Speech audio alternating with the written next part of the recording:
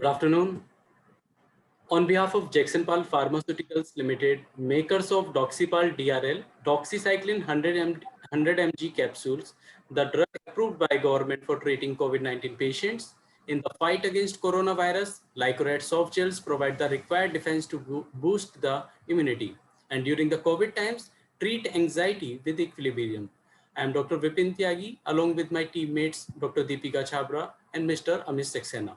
We welcome and thank the office bearers of Delhi Medical Association for organizing weekly academic program every Saturday with Jagsonpal. Second in this series is panel discussion on preparing for COVID 3.0 with the esteemed faculty present with us today. Welcome to all the attendees. Please post your queries by text in the Q&A box to be answered at the end. Please note this webinar is streaming on Facebook Live and the recording will remain on Jagsonpal's YouTube channel for reference and promotion. I will now request DMA President Dr. G.S. Grewal to kindly initiate the session. Thank you, Dr. Tyagi, and namaskar and good afternoon to all respected members of Delhi Medical Association, the past presidents of Delhi Medical Association, president secretaries of all 13 local branches of DMA. Welcome to this academic update from DMA on Saturday afternoons. This is the second in the series, and we dedicate these two series of updates to our COVID warriors who lost their lives serving the profession and the nation in their war against COVID. So, ladies and gentlemen, today we have again assembled a galaxy of distinguished personnel, professionals to share with you their knowledge and experience of how to prepare yourself for the coming third wave. It is very important to understand that the de-learning process has started very fast in COVID. What we all learned last year in March has already started de-learning.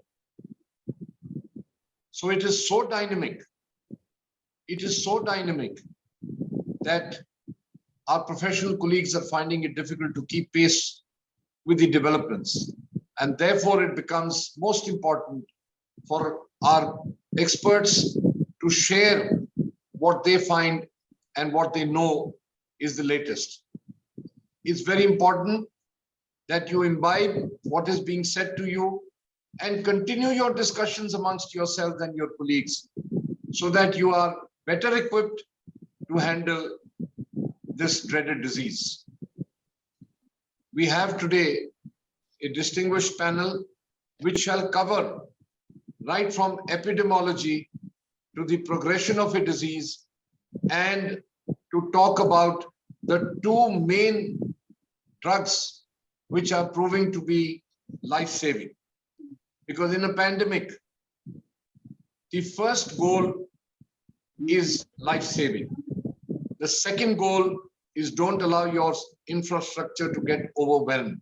And the third goal is decreasing transmission. So saving lives is a very important aspect of the handling of the disease. We have with us today, let me present the faculty today, Dr. Chanderkant Lahariya, one of the most distinguished epidemiologists in the country today, Dr. Prem Aggarwal, critical care consultant, and will be talking about the progression of the disease. Dr. Kumar, consultant, pulmonologist and critical care specialist at the Fortis Escorts Hospital. Dr. Prashant Saxena, the consultant pulmonologist at the Max Hospital. And Dr. Bharat Gopal, the senior consultant pulmonologist at BLK Hospital. We then have the weekly update on the vaccine status by our own State Secretary, Dr. Ajay Gambhir. We are going to make it a routine that Dr. Gambhir updates you all with what has happened in the coming week as far as the vaccine status goes. And then we have the closing remarks by our Finance Secretary, Dr. Alok Bhandari. Pankaj, Sorry? Yes, sorry, my mistake. And very, very important part of the third wave preparedness, which all professionals and experts are saying that we are going to have a lot of issues with the children. So we have our distinguished consultant from Gangaram Hospital, Dr. Pankaj Garg. I'm sorry, I missed out your name in the first introduction. Probably like the infrastructure, even I'm getting overwhelmed.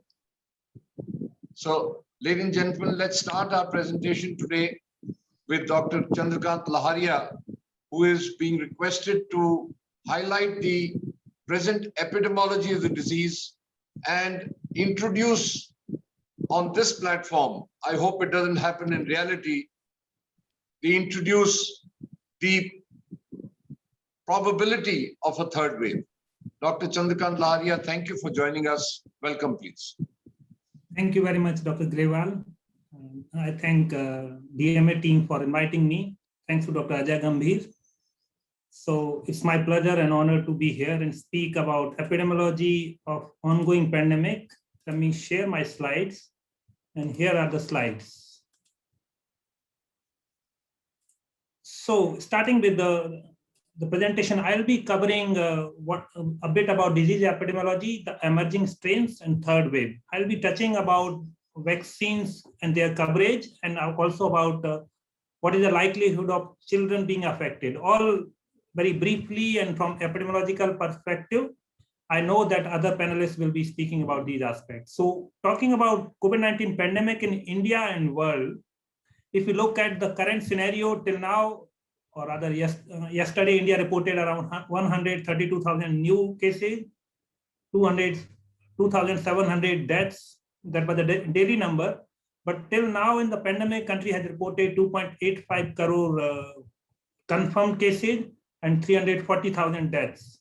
If you look at the global numbers, so yesterday, these data is not always comparable because they come in different time frames.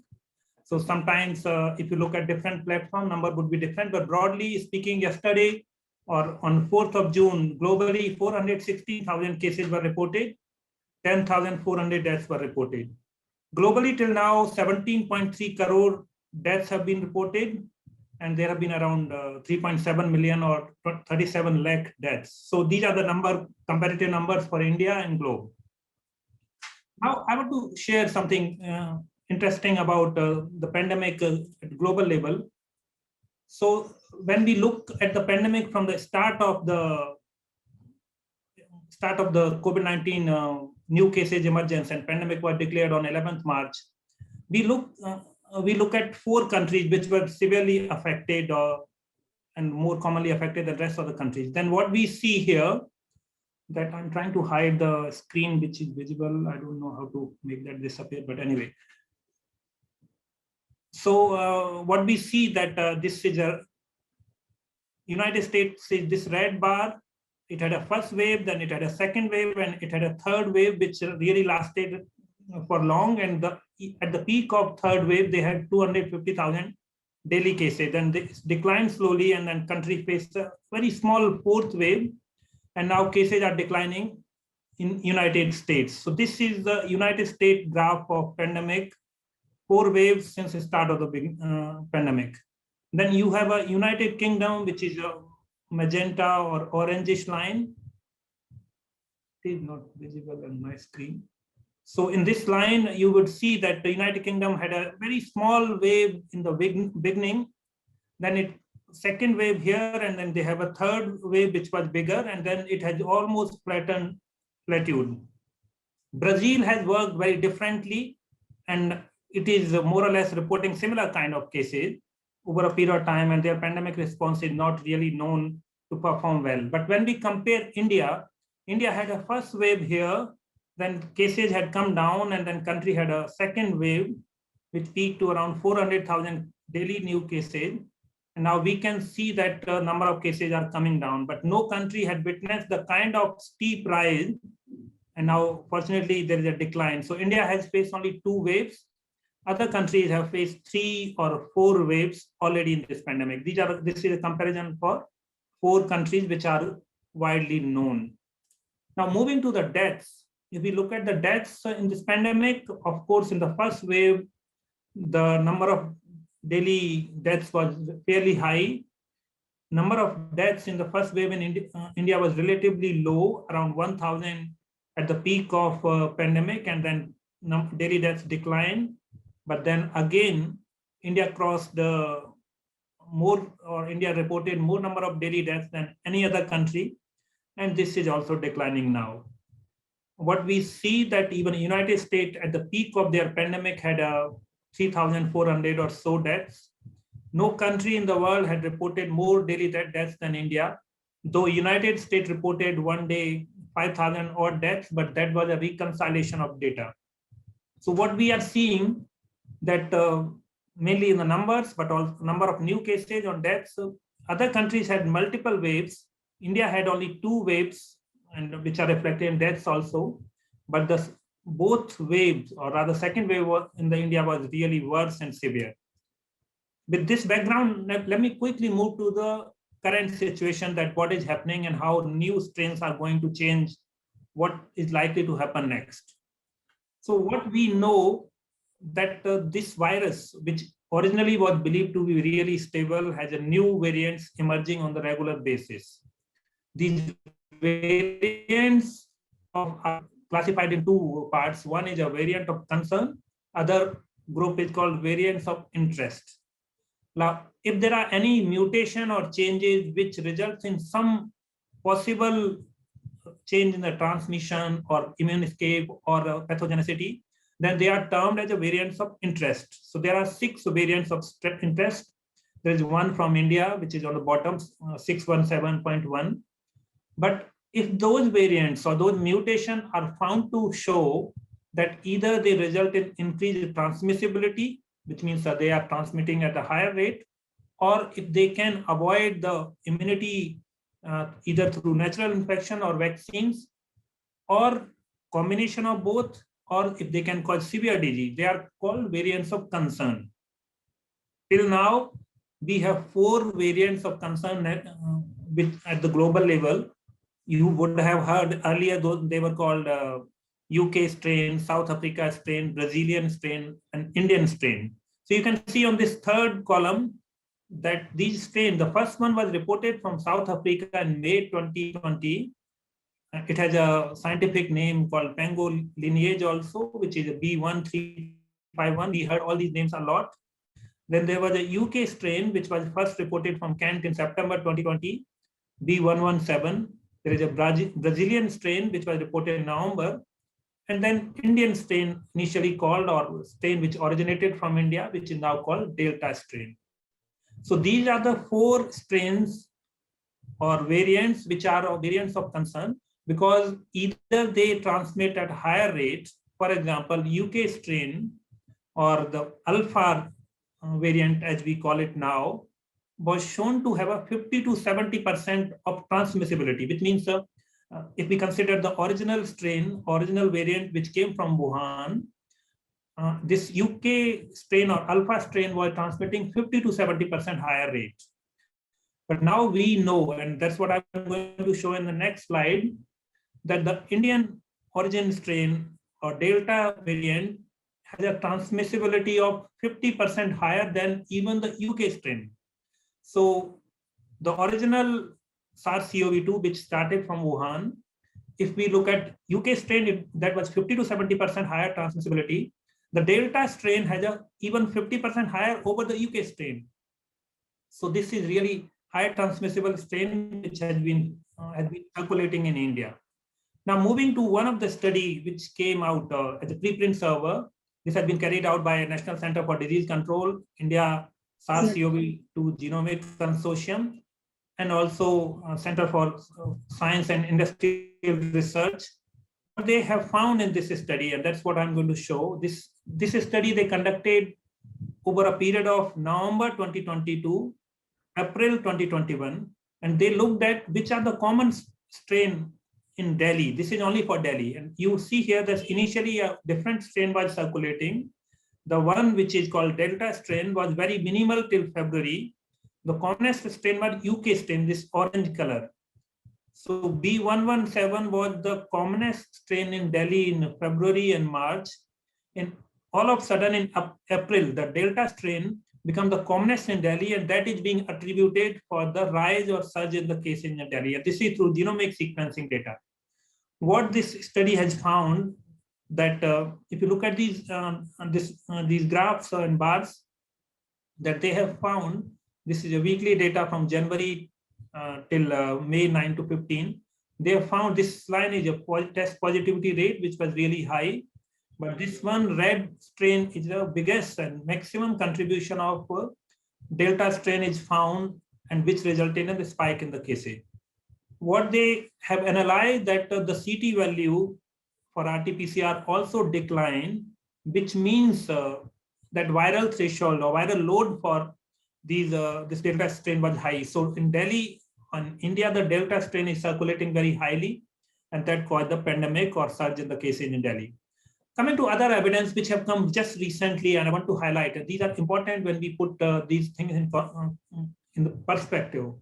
One of the study which came out in journal Nature on 24th May 2021 by Turner et al., and this has been widely discussed in media, what they have found that all those cases who had mild infection, though their antibody might decline, but decline over a period of 4 months, and then a little slow decline from 4 to 11 months. But even with the decline in antibody, these people might have a long-lasting plasma cells in their bone marrow. And these researchers have concluded that it is possible that people who had mild infection, even when antibody disappears, they might be protected for a longer run. So this has a really important significance. But what these researchers have also highlighted, that while in the mild infection, people might be protected for a longer period, but same cannot be said about the people who had a moderate to severe illness, because we know SARS-CoV-2 can work in a very different manner. So if somebody has a moderate illness, does not mean have a better protection. In that individual, the immune system can go either way.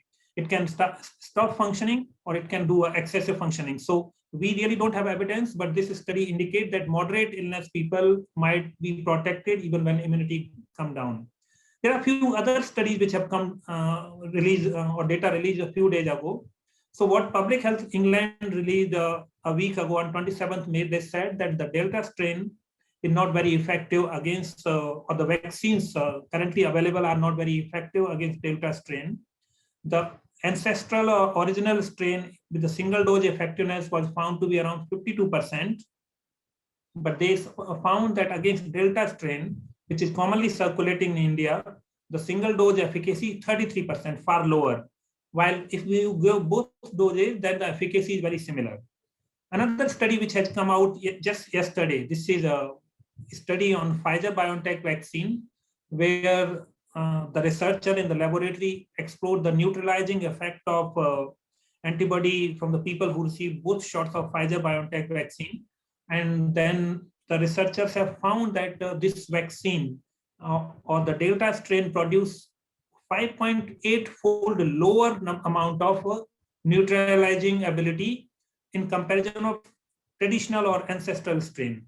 When we compare with the UK strain produced 2.3-fold less neutralizing ability than the traditional strain. So Delta strain is not also that effective in producing, or the Pfizer-BioNTech vaccines are not that effective in neutralizing Delta strain, which is circulating in India. Other part is that Public Health England has come up with the new data, and now the Delta strain, which started in India, had become the commonest strain circulating in UK. Rather, it has bypassed the original strain which was there in UK, and UK Public Health England with limited data is indicating, or reported yesterday, that it is likely that the disease which is being caused by this strain, Delta strain, is severe than the other strains. So till now, it was being said that only highly transmissible than others and some immune escape. But now new data is emerging that the strain which originated in India, which was circulating in Delhi, caused more severe disease. So, but this is not conclusive yet. We will know more. Now I'll come quickly to third wave and why it is likely that there would be third wave. So one of the evidence comes from the 1918-1920 pandemic, which was also respiratory illness. And here you see that there was this is India specific data from then British India provinces. So what has been plotted based upon historical data and some evidence that in 1918-1920 pandemic, there was very small first wave between April to June 1918. But the second wave in that pandemic was severe, very severe and more severe than other wave in that pandemic. We know that of the total estimated 5 crore deaths which happened globally in that pandemic, nearly 2 crore happened in India. The pandemic was most severe in India, but that's not the only explanation. What we know till now that since virus is changing and there are modifications, so there would definitely be a third wave. So it's not like it's avoidable. It's inevitable that there would be third wave, there would be fourth wave, and subsequent waves till this virus becomes endemic. Now, when that wave would come and what would be the extent of that third wave is dependent upon number of factors, which include the factors such as which are the new strains which may emerge. So as long as virus is transmitting, the new strain may emerge. So if there are new strains and even the ongoing Delta strain keeps spreading, it has a high transmissibility. It has a immune escape, which means which is being found that there are infections in the people who were previously infected with a different or ancestral virus. So it escapes the immune system. It provides, it might be protected only from the same strain a person is affected, but if person is affected in the previous wave, we know that Delhi had reported 56% seropositivity, and even then it had no value because new strain can change things completely, and we really don't know. Third part is that the virulence of new strain will determine what will be the situation in the time ahead. Fourth part is looking at the vaccines. While vaccines are being considered an important tool to come out of this pandemic, and which we see in some countries like Israel or United States, but it is important that the virus transmission is stopped. As long as virus is passing on or getting transmitted at a higher pace, there are risks of new mutations or new strains, and which will not be very helpful. So what studies have found that partial vaccination may not be beneficial, as we have seen from the evidence. So it's important that full vaccination may provide some good protection, but partial vaccination against the new strain may not be beneficial. And so it will be important to keep the coverage of vaccines, especially in high-risk population, high. But why I argue that there would be a smaller third wave, we need to remember that when India entered into second wave, like in January, India reported around 1 crore cases. There was a nationwide survey which reported that there were 22% population which had an antibody, which essentially meant that 78% of Indian population was susceptible before we entered into the second wave. Now with high rate of transmission, we know that between 1st April and 31st May, India officially reported 1.6 crore confirmed cases of COVID-19. Now we know for every confirmed case, there are around 10 to 20 asymptomatic or unreported cases. So by that standard, it is being estimated that somewhere around 50 to 60% of Indian population would have been infected and developed some form of though temporary protection. So as and when we will go into a third wave, or as and when third wave would happen, by then some additional people will be protected by vaccination. So we can say that definitely the proportion of population which will be susceptible whenever the third wave would come will be far less than the 78%. So it could be 30%, it could be 40%. We know that natural infection provide protection at least for some time against the same strain of 6 to 9 months. So on various models, it can be said that the third wave could happen somewhere around November onward or early 2022, but it cannot be ruled out for a specific state or a smaller setting. As an example, for India, this was a second wave, but for Delhi, it was a fourth wave. So localized wave cannot be ruled out. There are new strains of virus transmitting. There is a poor vaccination coverage and people are susceptible. So all those challenges are there. In interest of time, I'm not going to detail, but we'll come back to. So just want to finish a few more points. as far as vaccines, Dr. Lahariya, Dr. Gambhir would be taking up. Okay, so no, I'm not talking vaccines, just highlighting 2 slides that the coverage in India is relatively low. And this is, okay, I'll skip this one. So coming to third wave and children. So this has become a really big debate. And I know Dr. will be talking about this in detail, but I want to flag one of the epidemiological point of view, that there is no scientific or epidemiological evidence that third wave or any subsequent wave would affect children. All the population are equally susceptible to any wave or any subsequent wave. We know through epidemiological data and serosurveillance that in all waves, children have been infected at a similar rate as the adults. However, children do not develop severe disease because they do not have a particular receptor on which SARS-CoV-2 attach. This is the ACE2 receptors in the lung. So while children have been found to have a similar rate of infection as adults in all serosurveys, but the proportion of moderate to severe illness in children is really low, and because they don't have receptor which bind to this. So children have not been affected. There is another argument going on which say that since adults would be vaccinated, so the children would remain only susceptible population, so third wave would affect children. That is also incorrect, and there is no evidence to show that. So here I'm showing the data from CDC, US CDC. US collected this data, and this is as on 4th June, yesterday. And if you see the legends here, that blue is on December, 1 month, January, February to March, December to January. And this they write in a wrong approach. This is February, 1st February and March, April, May. So what it shows that while this was the period when the vaccination started in United States, and the vaccination coverage gone really high. So United States has covered 50% population with both shots and another 40% population with single shot. So 90% of their population has received vaccine.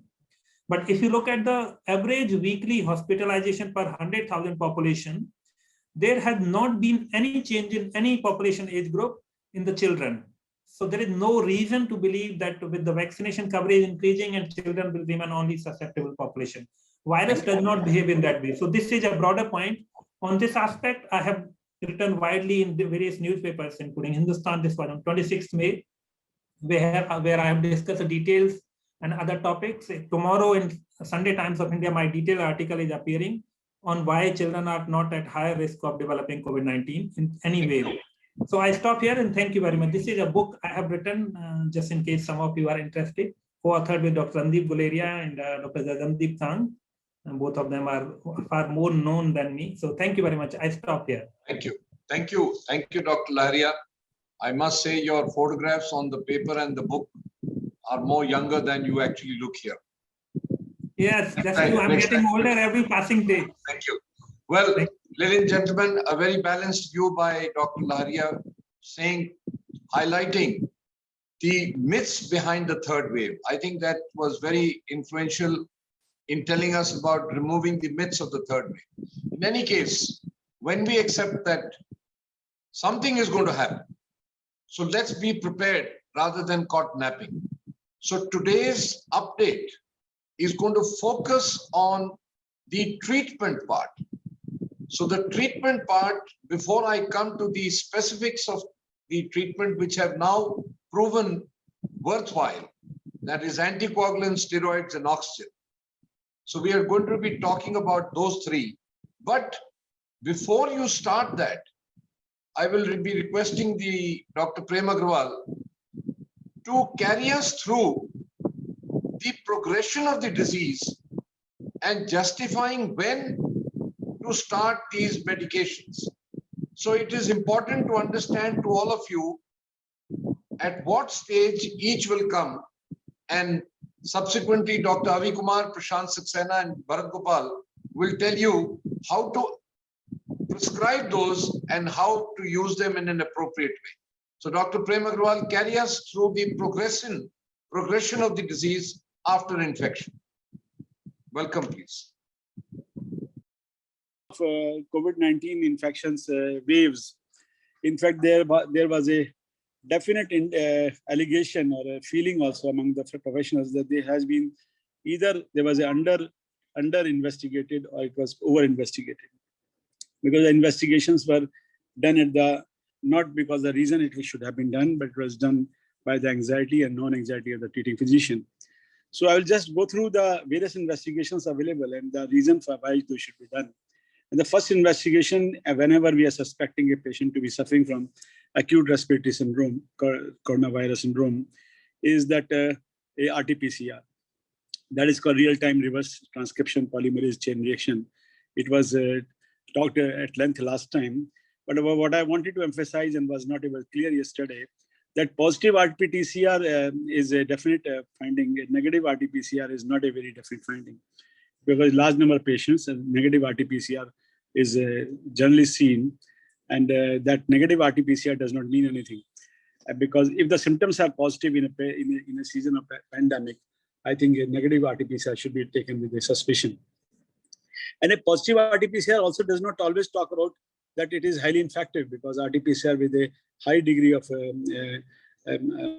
CTLU may not be so positive in infective, but it only showing that infection is there. And this particular thing is always taken very carefully, because our Satyendra Jain was also reported PCR negative in the first day, and the third day he became very bad. So if the symptoms are positive, RT-PCR should be done immediately and should be taken consciously. If it is positive, then it is positive. Whether it is infective or not infective is depending upon the status of the infection. But if it is negative, it should be taken again after 3 days or 2 days. The next test we are very strongly depending upon is the pulse oximetry. Pulse oximetry, we should be all aware that COVID-19 can develop silent hypoxia. That is, the oxygen saturation can drop to a low level and precipitate acute respiratory failure without any symptoms of respiratory distress. This is very surprising in this, and maybe attributed to some sort of viral infection in the brain. But what is to be noted is that any fall in oxygen saturation by pulse oximeter is a sign of not diagnosing of severe COVID-19 infection, but is a sign of severe deterioration. And it is a sign of severe deterioration, that is that more than 50% lung has already been affected. So that moment when the RT saturation goes down to more than 94 in adults and 91 in children, we should be very, very careful that already disease has taken into serious turn. And this has got some, pulse oximetry has got a suboptimal accuracy in many population. And I don't want to discuss all that, but definitely pulse oximeter is a very, very useful methodology for detecting hypoxia at home. And home pulse oximetry requires clinical support, because that home oximetry should always be connected with a phone contact with a health professional or a virtual ward setting. Otherwise, this pulse oximetry at home can be extremely dangerous to note that only when it becomes bad, you are already very, very bad. If the oxygen saturation goes down more than 90, it is suggestive of severe deterioration. And severe deterioration, then the next test to me is a ABG, arterial blood gas. Arterial blood gas, in order to find out that how severe it is and whether it is associated with hypercarbia or acidosis or not. So this will definitely advising me to get him admitted into a ICU. Mind you, 90 is very, very high for a lot of people. 90 is 92 is, but 92 and 90 are the signs of the very serious illness and a severe deterioration. So one place where we're talking about diagnosis, and now with ABG and pulse oximeter, we are diagnosing deterioration. We are not severe, that too severe deterioration. Of course, all these patients were at home or anywhere. If they are having a COVID infection, a series of investigations should be done in order to find out whether it is what is the prognosis and how the disease is taking progress. And the first test I always order is a CBC, that is a complete blood count. Lymphopenia, leukocytosis, thrombocytopenia, decreased eosinophils, decreased hemoglobins, and decreased neutrophil to lymphocyte ratio. Mind you, neutrophils to lymphocyte ratio is a very important diagnosis of a deteriorating disease. In the beginning, only you'll find lymphopenia, but if the lymphopenia is increasing, lymphocytosis, neutropenia is neutrocytosis is increasing, leukocytosis is increasing, and the ratio is increasing, it is showing a severe progression. And this can be the earliest sign of telling somebody that the disease is very severe, that you see it, look at the lymphocytes and the lymphopenia, and the decreased eosinophils are there, then or a high ratio to neutrophils and lymphocytes are there, we immediately would like to get him admitted. A late phase thrombocytopenia was very commonly seen by me this time, and that occurs normally with the second to third week of the symptom onset. And sometimes I thought that it was because of anticoagulants, but later on I found out that people who did not have anticoagulants also were having thrombocytopenia. Then the all metabolic panel, that is the LFT and KFTs, they have got a very important role into the diagnosis of the severe disease, and elevated liver enzymes, liver bilirubin, creatinine, urea, hypoalbuminemia is associated with the severe disease. And diabetes is a very important investigation which must be done in all.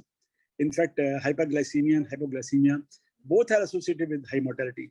And hyperglycemia, if it is there, and you are anytime considering that the disease may progress to deterioration to use of steroids, then the control of glucose may be a mandatory issue because it will cause a lot of problems. Coagulation screen is this time was done sometime many times more and sometimes it was not done. Elevated D dimers, elevated fibrinogen. These are the sign of that already thrombosis is going on. I remind you that COVID-19 is a extremely hypercoagulable stage like that of pregnancy. And in this stage, if the already coagulation has taken place, and that is a big vessel where the coagulation takes place, then the double dimer will wash out from the surface of the thrombus and will seen in the test.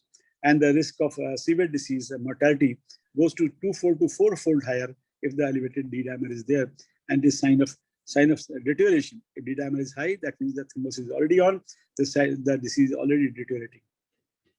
Then some cardiac profile in all those patients who are having cardiac disease like previous cardiac stenting or bypass surgery, cardiac profile must be done, and a high BNP and a high CKBMB or a troponin T is associated with the severe disease and severe mortality, increased mortality, and should always be done. C-reactive protein, it was this time a very important investigation. Normally, CRP is increased associated with the severe disease, and it is the one test which can be associated with predicting the disease progression. In fact, in the recent epidemics, I use CRP every day and try to assess myself that how the disease is progressing. And patient with C-reactive, and Jin patients का शुरू में ही C-reactive high था, वो बहुत serious नहीं थे, क्योंकि उनका हो सकता है कि भाई एक्यूट किडनी इंजरी रही हो, क्रिटिकल इलनेस रही हो, इन्फेक्शन रहा हो. जिन लोगों का शुरू में कम था और बाद में बढ़ गया, वो ज़्यादा मेरे लिए इम्पोर्टेंट थे, and because they were showing progression.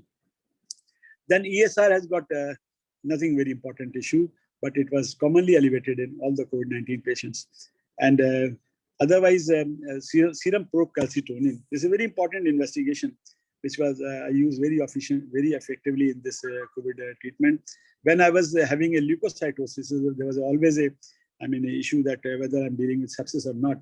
Procalcitonin was a very important investigation to be done in severe disease, and also it was predicting the disease progression. But it was not to be used routinely, but definitely it was help me to guide the important decision of use of antibiotics. Antibiotics and steroid together used in severe COVID patients was a deadly combination, and was now said to be associated with some type of candidiasis or mucormycosis or whatever it is. So you are very conscious about it. Then serum ferritin level. Serum ferritin level was also significantly associated with very severe disease, and it is also associated with the useful in disease progression, like CRP and ferritin. There are two investigations which we could have used for predicting the disease progression. And then it was also indicative of a cytokinin release syndrome, that is in very high serum ferritin was associated with the cytokinin storm also. That was also very important to assess in that way.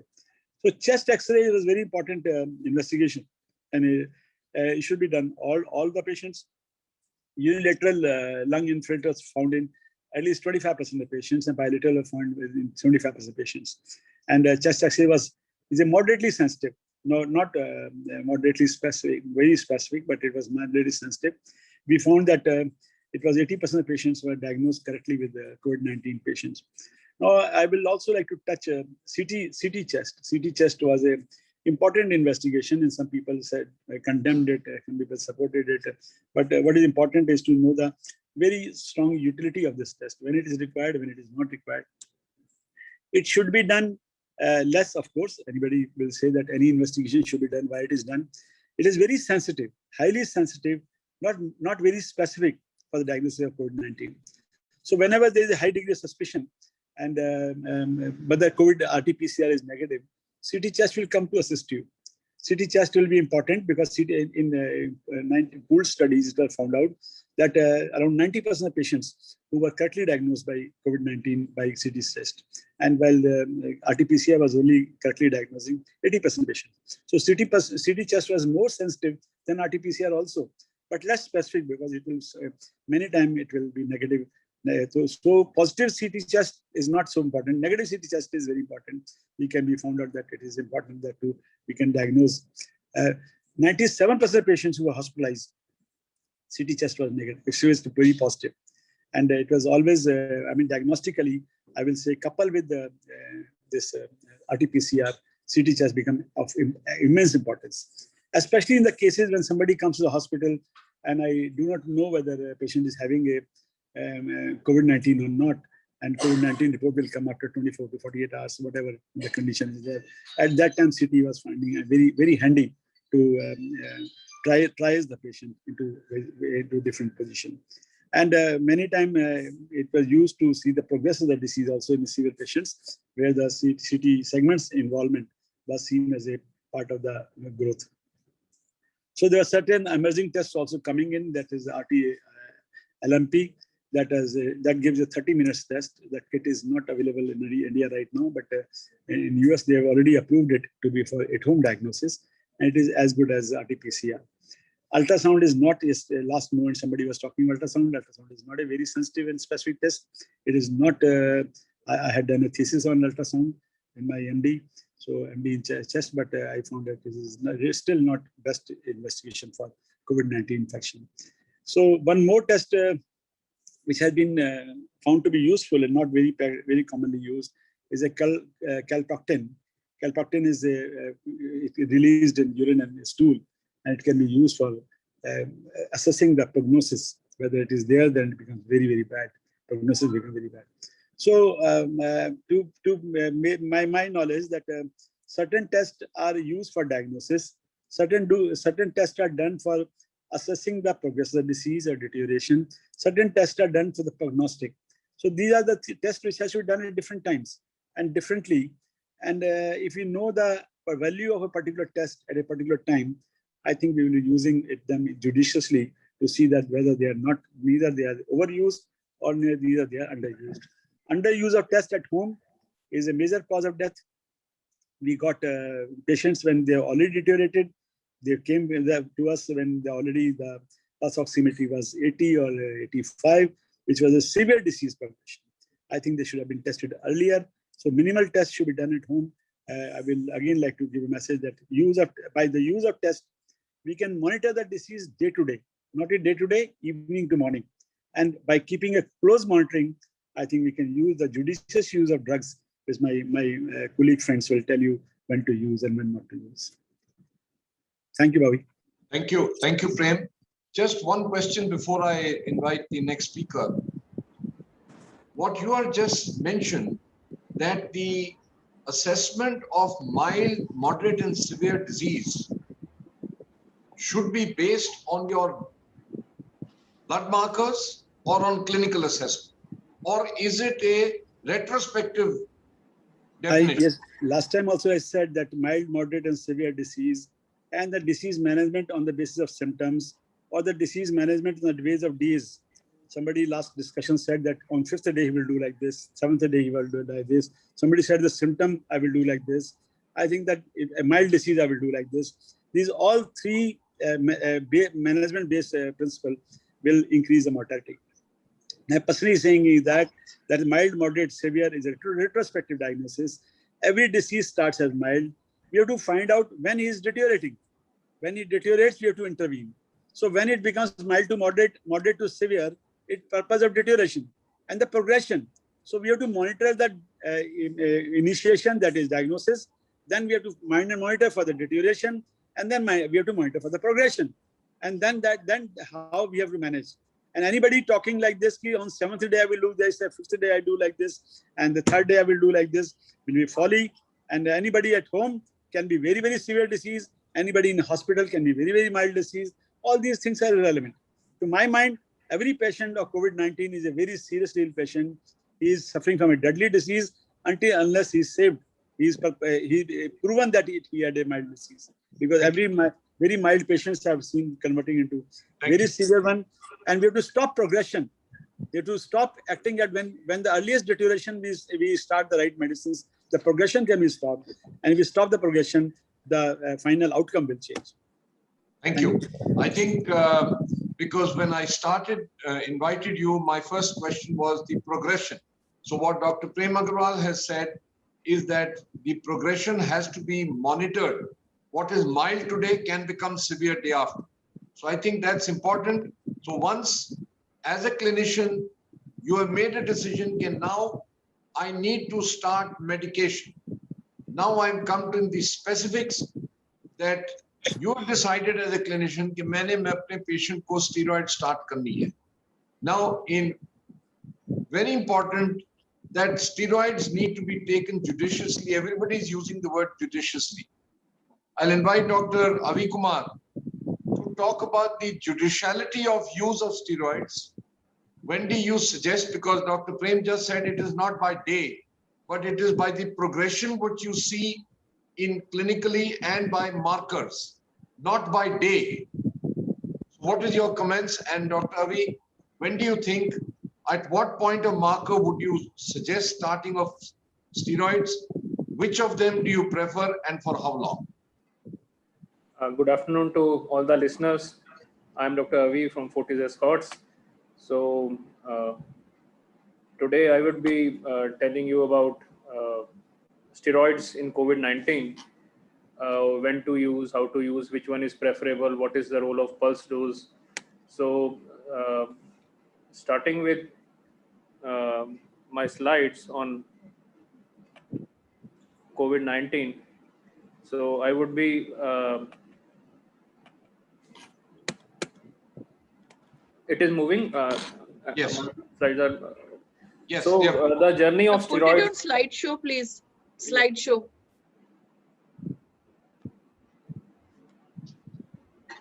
Yeah, that's right. Thank you. The journey of steroids have started from first wave to second wave, and we are still under a dilemma when to use, how to use, and now the best thing is to use judiciously. So it has been always a rock star as the first line of treatment in COVID-19. And whenever we think that one thing which is life-saving was steroids. But now the media has made it a shock star that it is the most common causative agent for black fungus, white fungus, yellow fungus. So it should be used judiciously. It is always a dual-edged sword. So AIMS ICMR COVID-19 task force has put it very wonderfully that moderate disease patients with a respiratory rate of greater than or equal to 24 per minute and having breathlessness and saturations of 90 to 90, less than 93 on room air, as well as severe disease patients with respiratory rate of greater than 30 and saturations of less than 90 should be given steroids. So the most important parameter that we always look is the saturations. We always focus on the saturations, either it is a 6-minute walk test or the saturations on room air. If the saturation is dipping to 93, yes, it should raise an alarm that something is going, which we should inquire about. So in moderate disease patients, what is recommended is injection methylprednisolone 0.5 to 1 milligram per kg in 2 divided doses, or an equivalent dose of dexamethasone in the range of 0.1 to 0.2 milligram per kg for a total of 5 to 10 days. Whereas in severe disease patients, dose of 1 to 2 milligram per kg in 2 divided doses. Generally, we go to 40 milligram twice daily to increase to 40 milligram thrice daily in patients with moderate to severe disease patients for a total of 5 to 10 days. So one thing, what I want to make it very clear is that 6 milligram of dexamethasone is equal to 32 milligram of methylprednisolone is equal to 40 milligram of Visalon is equal to 160 milligram of hydrocod, because generally these calculations always keep in our mind rotating that how we are giving and how we are tapering the doses. So what I picked up is that there was a single arm open labeled trial to show that prednisolone to avert early start of the prednisolone to avoid progression to respiratory failure. It was a Spanish trial in which the eligible patients were 21 years elderly and 20 years of older and oxygen saturations of greater than 91%. And they had high risk. They have been classified high risk in if they exhibit two or more of the following abnormalities: either IL-6 is less greater than 10, ferritin is greater than 50, or D dimer is greater than 1, or CRP is greater than 10, or LDH above the normal range and having lymphopenia, oxygen saturation between 91 to 94, and CT chest showing evidence of ground glass infiltrates. They initiated generally in day 5 to 7 whenever these things are going haywire, and what they found is that in 76 patients the expected number of respiratory failure was about 39%, and yet only 5% developed that complication, and survival at the 28 days was 98.6. So these markers are supportive. The most important thing is clinically we have to judge whether the patient is okay or whether the patient is deteriorating. Either in this second wave, what we have seen is the patient's fever does not settle down. If the patient's having fever for day 6, day 7, should go for all the inflammatory markers, or if possible on day 8 we can go for a CT scan, because this fever this time was very notorious, because in young people we have seen that on day 5 only the saturation starts dropping to 93, 92, and in some elderly patients what we have seen is on day 13, day 14 the saturation start dropping. So this second wave has made us very alert in making that we have to combine the clinical evidence, we have to combine the inflammatory markers, we have to combine the radiological markers and see as a patient as a whole, rather than combining only one thing and going for the treatment. So this was the main recovery trial which changed the scenario of the steroids, which was a randomized evaluation of COVID-19 therapy recovery trial. It was a randomized, controlled, open-label adaptive platform in which 2,100 patients were randomly allocated to receive dexamethasone. And what was quite good that it reduced deaths in about 1/3 patients who received invasive mechanical ventilations, 1/5 patients receiving oxygen without invasive mechanical ventilations, but it has not much role in patients without any respiratory support. So which, now the question is which one, because we have been using methylprednisolone to a larger extent. So which steroid is good, either it is methylprednisolone or dexamethasone. So recently this study was published, which was a prospective triple-blinded randomized controlled trial. It enrolled 86 hospitalized patients in Iran. It randomly allocated into two groups: intervention group that was given 2 milligram per kg of methylprednisolone, and the control group was given a 6 milligram per day of dexamethasone. The intervention group that received methylprednisolone demonstrated significantly better clinical status. The mean length of hospital stay was less as compared to that of dexamethasone group. The need for ventilator was significantly lower in intervention group. However, the mortality was lower, but it was not statistically significant in this study.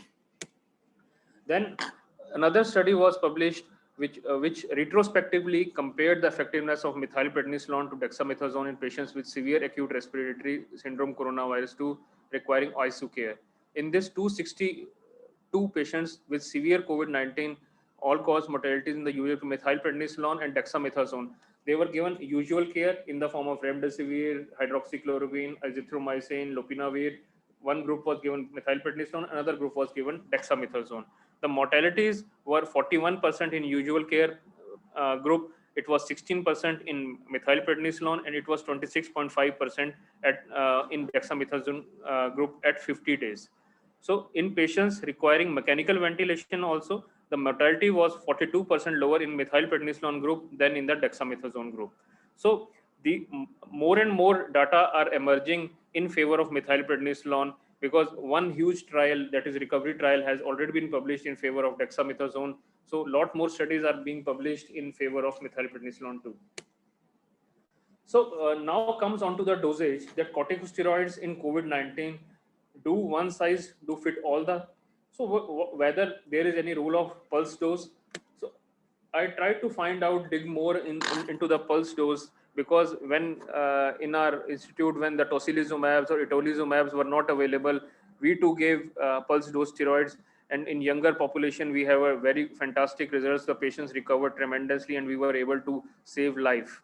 So digging into whether these have any role, I searched into 2-3 articles, in which the first important article was European Respiratory Society article, in which intravenous methylprednisolone pulse dose as a treatment of for hospitalized severe COVID-19 patients was found. It was a single-blind randomized controlled trial involving severe hospitalized patients in Iran.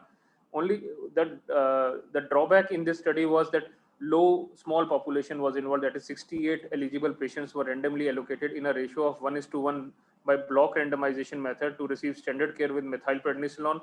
They gave methylprednisolone in the dosage of 250 milligram on day 1, day 2, day 3 versus standard care. Standard care included remdesivir and antivirals, anticoagulants, but no steroids were involved in the standard care.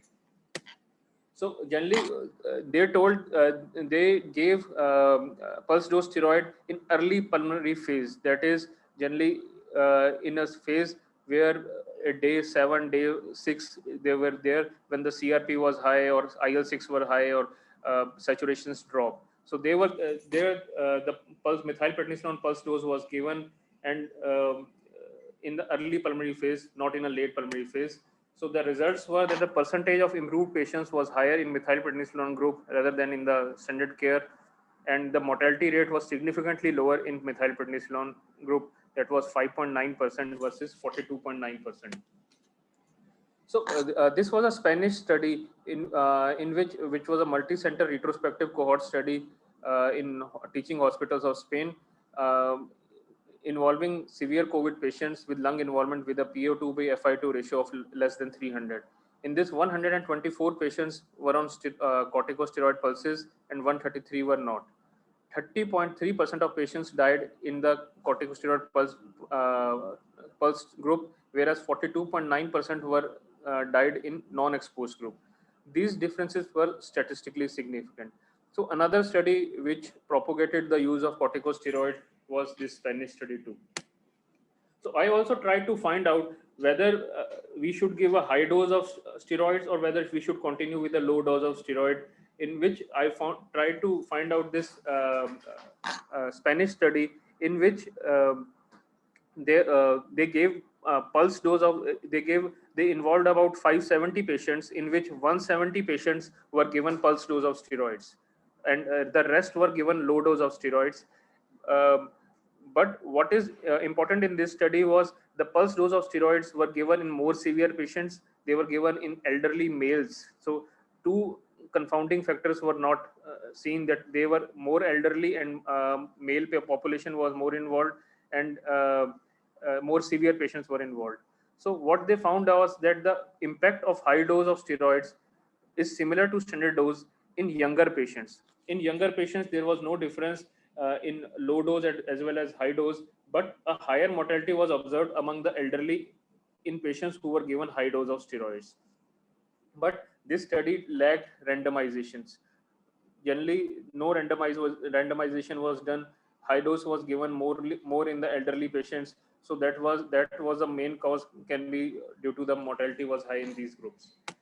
The second study, which was a preprint, which was seen in AIMS Bhopal study, they found that the low dose steroids, that is 40 to 120 milligram of methylprednisolone, to be useful in patients with PO2 by FI2 ratio of 150. But patients with marked hyperinflammation reactions, early low dose steroids, if given, were less effective to suppress the cytokine storm. So they advocated that high dose of steroids given early in the phase of hyperinflammation within 24 hours can potentially blunt the inflammation cascade if oxygen requirements were high.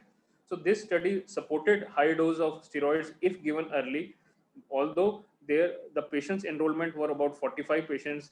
So I think more studies are needed to clarify whether we should go for a high dose or whether we should go for a low dose. But in the absence of any tocilizumabs or itolizumabs, these were found to be quite effective in suppressing the inflammation. So what is the optimum duration? Because now the question arises, how much we have discussed about how much to be given. Now, how long we should give? So the pros for longer treatment is that it prevents post-COVID fibrosis, and the cons for longer treatment is that it precipitates clinical thrombosis. So it should be used judiciously, and the risk-benefit ratio should always be measured. Generally, most of the data that I have seen, I've gone through, they have advocated a short course for 10 days is quite beneficial.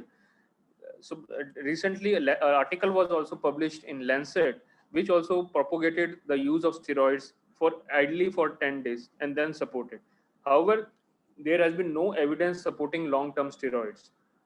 But I tried to dig more, because generally what we see a post-COVID fibrosis type of patients, what to give, and is there any article that covers that post-COVID fibrosis? So I found out that a persistent post-COVID-19 interstitial lung disease, this was an English study. It was a structured assessment protocol screen for sequelae of SARS-CoV-2 pneumonitis. So at 4 weeks after discharge, 39% of patients reported ongoing symptoms, because in this second wave, we are seeing that patients coming again and again, fever ho gaya, or what to do. And they were assessed. Interstitial lung disease, predominantly organizing pneumonia with significant functional deficit, was observed in 4.8% of patients. That means 5% of patients do land up in fibrosis, and 39 to 40% of the patients do have ongoing inflammations, either CRP raises or either fever occurs. So whether to stop steroids at day 10 or whether we should continue for some low dose of steroids, taper it slowly or on alternate doses. As such, there is not much very clarity that how much we go. But this articles showed that if we give 30 of these patients did receive steroid treatment, resulting in a mean relative increase in TLCO following treatment of 31% and forced vital capacity of 9.6%, with significant symptomatic and radiological improvement. This study advocated the use of low dose steroid up to 6 weeks in those patients who have been ongoing inflammation, and they showed that there was a improvement in pulmonary function test, improvement symptomatically by MRC, as well as radiologically improvement. So always we should consider steroids if we see any clinical deterioration, and it should be used judiciously, because sometimes what happens in our heart institute, many patients have low ejection fractions, presents with MI. Always we should think steroids before standing. Most patients are CKD, dyslipidemia is quite common. So diabetic patients, hyperglycemia is a quite common side effect of the steroids. So always, there are always pros and cons, yes, but one thing is very clear, that the steroids are the only life-saving agents in this COVID-19, and has been life-saving grace for many of us, and have saved a lot of lives. Thank you. Thank you, Dr. Kumar. Just one quick question. There are many questions coming in the box. Is it better to change a steroid if you want to, patient is not responding, or you hike up the dose of the same steroid? Generally, we hike up the dose of the same steroid rather than changing the steroid. Right. Thank you. Thank you, Dr. Avi, and please stay on. We've got some questions for you. So now, I think Dr. Avi has clarified that steroids, comparative, which one? So you know which steroid to start with. Can the screen be stopped, please? I want to invite Dr. Prashant Saxena. Thank you, Prashant. I know, ladies and gentlemen, first I must share with you Dr. Avi, Dr. Prashant, and Dr. Bharat Gopal, and Dr. Garg. I'm not saying that Prem and Chanderkant Lahariya are not occupied, but these three are, at the ITO crossing pe hain ye, facing all the traffic from all the four sides. So I'm grateful that they are sparing the time. So ladies and gentlemen, you've come to know about steroids. And the other mainstay management, which is being accepted and advocated by everybody, is anticoagulants. The same questions arise with anticoagulants. When to start? I'm not talking of number of days. Now that Prem has clarified, it is the biomarkers that decide. It is the clinical condition that decides.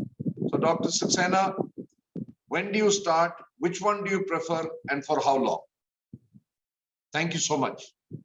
First of all, thank you, Dr. Grewal, for giving me this opportunity to share the present evidence and the current recommendation for the use of anticoagulants. And I think I would take it question answer wise.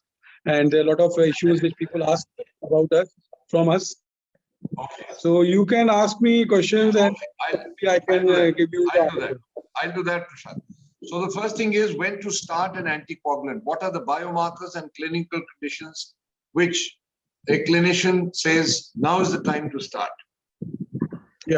So if we look at the present guidelines for starting of anticoagulants in patients of COVID-19, they have indicated that all the hospitalized patients with COVID-19 must be started with prophylactic dose of anticoagulation unless there is a contraindication for anticoagulation, which is active hemorrhage or severe thrombocytopenia or the standard contraindication for anticoagulation. If we talk about OPD patients or the non-hospitalized patients with COVID-19, it is routinely not indicated to start them on the anticoagulants unless the patient has got risk factors to develop thrombosis, or you also mentioned about the severity markers. If you have elevated D dimers, if you have elevated interleukin, CRP, and the physician anticipates that the patient may go into a mild to a moderate disease, there may be a transition, then we may start anticoagulation in non-hospitalized patients also. Okay. So when you say high risk factors, so would you say that all diabetics and all patients who have had interventions for their heart are to be taken as people to start anticoagulants on day one, irrespective of CRP?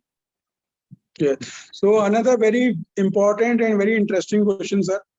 For all the high-risk patients like diabetics, obese patients, patients who are immobile, patients who have cardiac problems, patients who are not able to walk due to severe weakness, they may be started on anticoagulation because they are high-risk individuals without even having look at the markers.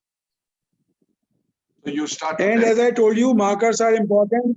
Yeah, markers are important, especially the D dimer values, because D dimer values are also prognostic markers. If you have a very high D dimer on presentation, it is a very adverse prognostic marker of high morbidity and mortality during hospitalization.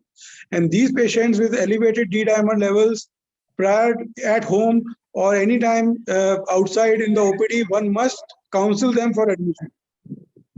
So what you say is that you hospitalized, you say everybody anticoagulants. Yes. And non-hospitalized, the high risk. Now, is there a preference at times even for non-hospitalized patients to be on injectable anticoagulant rather than the oral one? So, sir, if we look at the evidence and the guidelines, the evidence is in favor of low molecular weight heparin. And they have told us that everywhere low molecular weight heparin should be preferred because the studies which have been conducted so far, they are on LMWH. And the evidence is in favor of low molecular weight heparin. But if we have a patient who is in the OPD settings at home, then the recommendation is we can use oral anticoagulants like apixaban and rivaroxaban. Only 2 oral anticoagulants have been recommended for use in prophylactic doses in these patients. And there is another interesting thing that you may have a patient who has got thrombocytopenia or heparin-induced thrombocytopenia. In these patients, fondaparinux is recommended.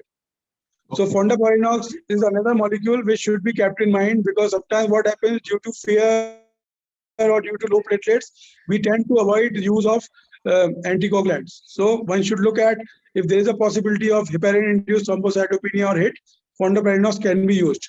Another important thing is that whenever you have a pharmacological contraindication, like you are not able to use oral anticoagulants or heparin due to bleeding risk, then mechanical thromboprophylaxis should be offered, which means you can offer them stockings or sequential compression devices. Very good. But another important thing that combined therapy is not recommended. They have not advocated that both the things should be used. Not both. Not both. Yeah. Not both. And very commonly, a question is asked that if a person is having a prophylactic dose of aspirin, when you put them on anticoagulants, does the aspirin have to stop or does it continue? Yeah. So many people who have got cardiac ailments, who have been stented in the past, or who have a peripheral vascular disease, sometimes these patients may be on oral aspirin or clopidogrel. The recommendation is to continue the oral antiplatelet agents and to add the anticoagulants, because both have different mechanism of action. What would be your prophylactic dose of rivaroxaban and a therapeutic dose of rivaroxaban? So another important question about the therapeutic doses.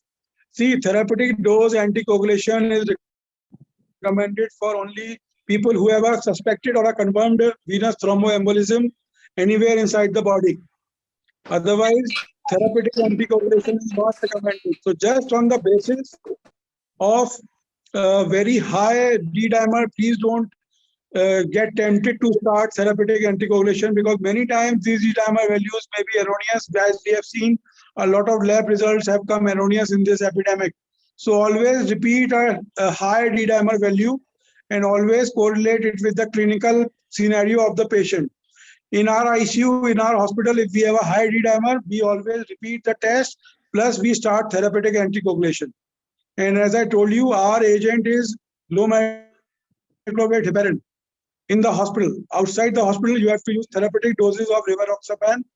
Rivaroxaban doses, we all know it is 20 milligram. We have to start for the therapeutic part in the initial period, followed by 15 milligram daily.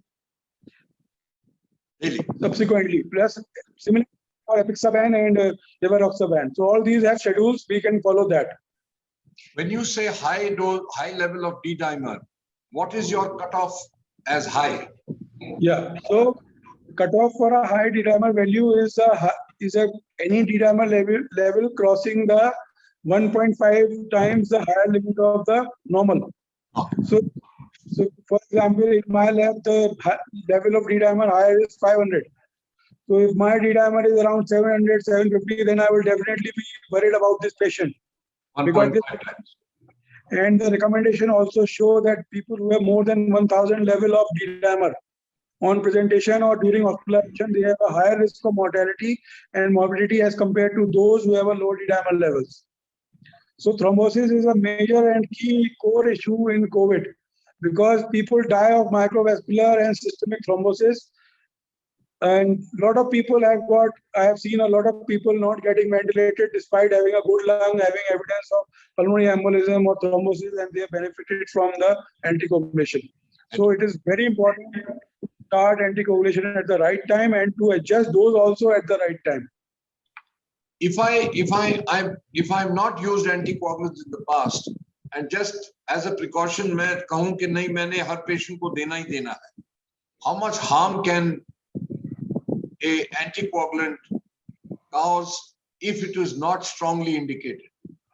See, as I told you, anticoagulation is associated with the risk of bleeding. Though with these newer agents, the risk of bleeding is less than 2 to 3%, but still there is a risk of potentially life-threatening bleeding less than 1% in these patients, which can be intracranial hemorrhage and all these things. So we have to be aware of these things. Yep. And I think the best bet is to go by the recommendation. Please don't use it in mild patients. It is not recommended in mild patients who are in the OPD. That's very important. You do not recommend dabigatran?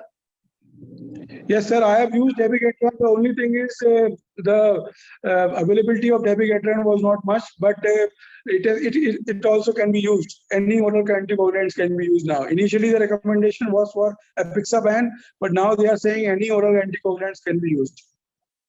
Is there any criteria that if somebody had a pneumonia score, a CT score of more than 15, I'm now coming to the duration of anticoagulant therapy. For how long do you advocate it? Because these days they are saying something called long COVID. So are you advocating a anticoagulant for more than 3 weeks post-discharge and more than 3 weeks after home isolation is over? So a very important question. So it is for any documented thrombosis or any thrombotic event, the recommendations are standard as the previous non-COVID guidelines. So it has to be treated like a thrombosis episode. So the prophylaxis or the treatment will last for up to 90 days or up to 6 months as per the recommendation. But for patients who don't have a DVT or a documented pulmonary embolism or any other thrombotic events, they have now said that you can continue prophylactic anticoagulants for up to 7 weeks, 40 days, 38 to 40 days. This is what the recommendation is for this high-risk group. For example, I have a patient who is obese, who had a very high D-dimer. Now this patient is going home. This patient I know will not be able to walk. He is not mobile. He is at risk for developing DVT. These are the patients where you can go up to 7 to 8 weeks of oral anticoagulation safely. And this is, previously it was 4 weeks, but now we are giving up to 7 to 8 weeks in high-risk group. Very nice. But not everyone will require it. Not everyone will require it. Very important. I think, Dr. Prashant, we've talked about anticoagulants like novices, and I'm thankful that you brought your level of expertise down to the level of physicians outside the hospital. And as we say, हम कुंजी पढ़ के ज़्यादा पास हुए हैं, तो आपने कुंजी की तरह ही हमें जवाब दिए. Thank you very much, very kind of you. आपने, if you high flown होता है तो हमारे सिर के ऊपर से निकल जाती है कई दफा. Thank you very much, and I'll request you to just hold on after Dr. Bharat Gopal and Dr. Garg. I've got some questions for you. Thank you very much. I appreciate your time. We now have a very young, bubbling respirologist and a analyst, my daily analyst of the, वो जो दिल्ली सरकार की chart बन के आता है, तो रोज रात को I look for Dr. Bharat Gopal's analysis of the chart. Dr. Bharat, oxygen. Yeah. सबका ध्यान था ऑक्सीजन मिल जाए तो बच जाएगा, ऑक्सीजन मिल जाए तो बच जाएगा. But very important statement made that oxygen is after all a drug. Starting from here, just guide all of us who are essentially 95% here present people listening are outside hospital. So to guide me how to cater to my patients' oxygen demands, how much, when, and the complications. Thank you very much for sparing your time. So thank you so much. It's great to be back with you and have a CME after a very long time. And thank you so much for still calling me young, because I have people who are now much younger than me, preceding me in the talk. So I tend to think that finally I've grown old, but thank you. आपके लिए तो हम बच्चे ही रहेंगे, तो that's so nice of you. कि आप अभी भी young, bubbly मुझे. So thank you. So that makes my day, and that wait for taking my talk worthwhile. So what I do is see that's what I asked a few days back from the organizers, that I believe, because I've been a part of the DMA for last almost 15-16 years, right from my start of my practice. And I know that most of the people who are associated would be either primary care practitioners or physicians. So I would tend to actually just discuss things which probably would be useful from point of view of managing these patients of COVID, and God forbid if there is a COVID 3.0, as you said. And let's hope that it doesn't occur, but maybe if it's useful. So I hope my slide is visible, sir. Yes, Bharat. Okay. So the trajectory of practice in COVID actually has started from something called experience-based medicine. So, and it still is, but it's now growing more and more towards evidence-based. So the preceding two talks actually showed you how things have evolved in the view of steroids and anticoagulation, that now we have certain guidelines. And so it has moved from something called of the empirical or empirism sort of phenomena to science.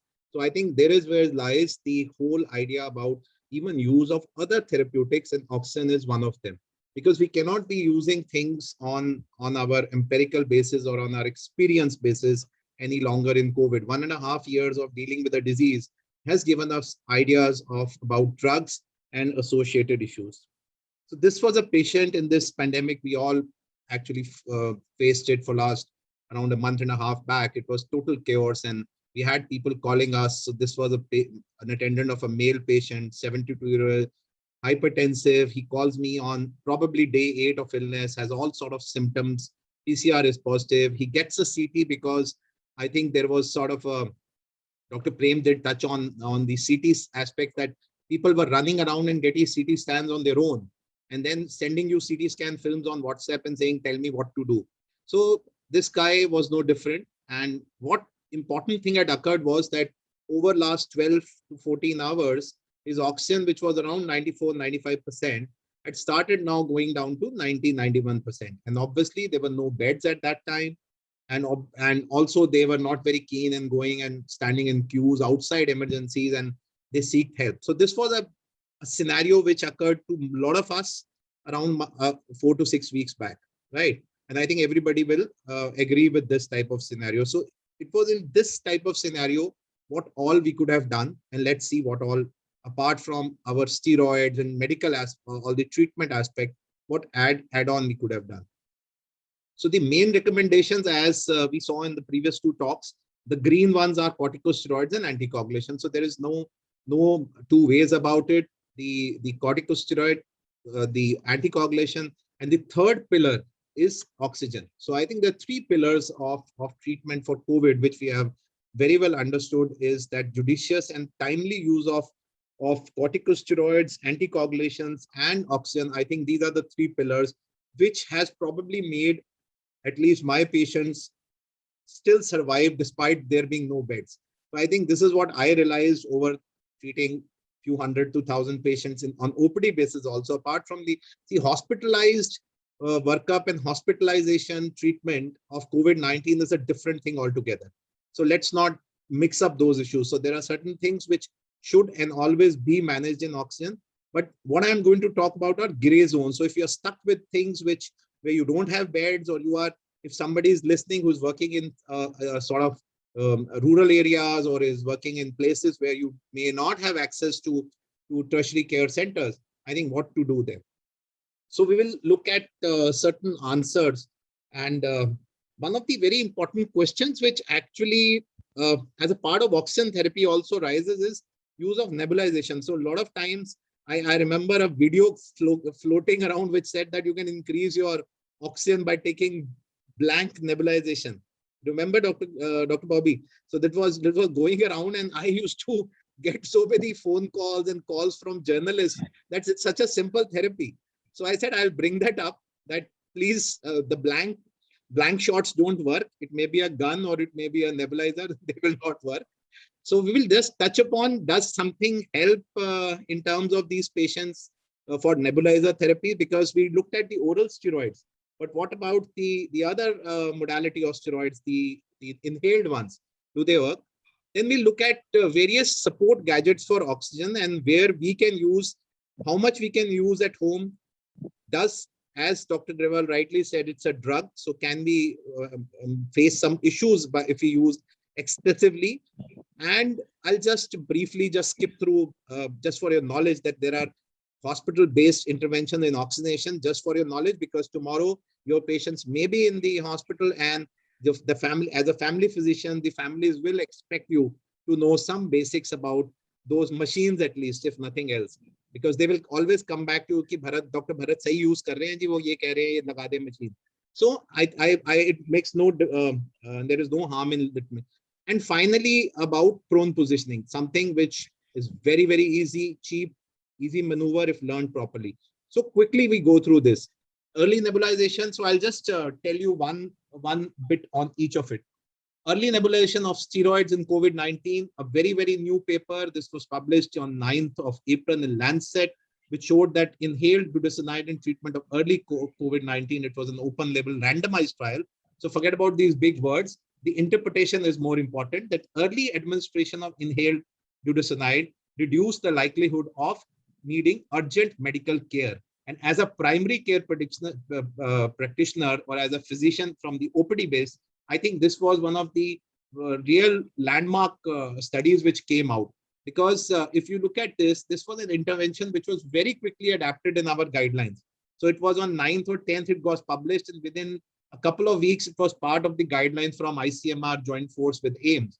And what it said was that inhalational budesonide may be used in a certain dose if your symptoms persist beyond 5 days of the disease onset.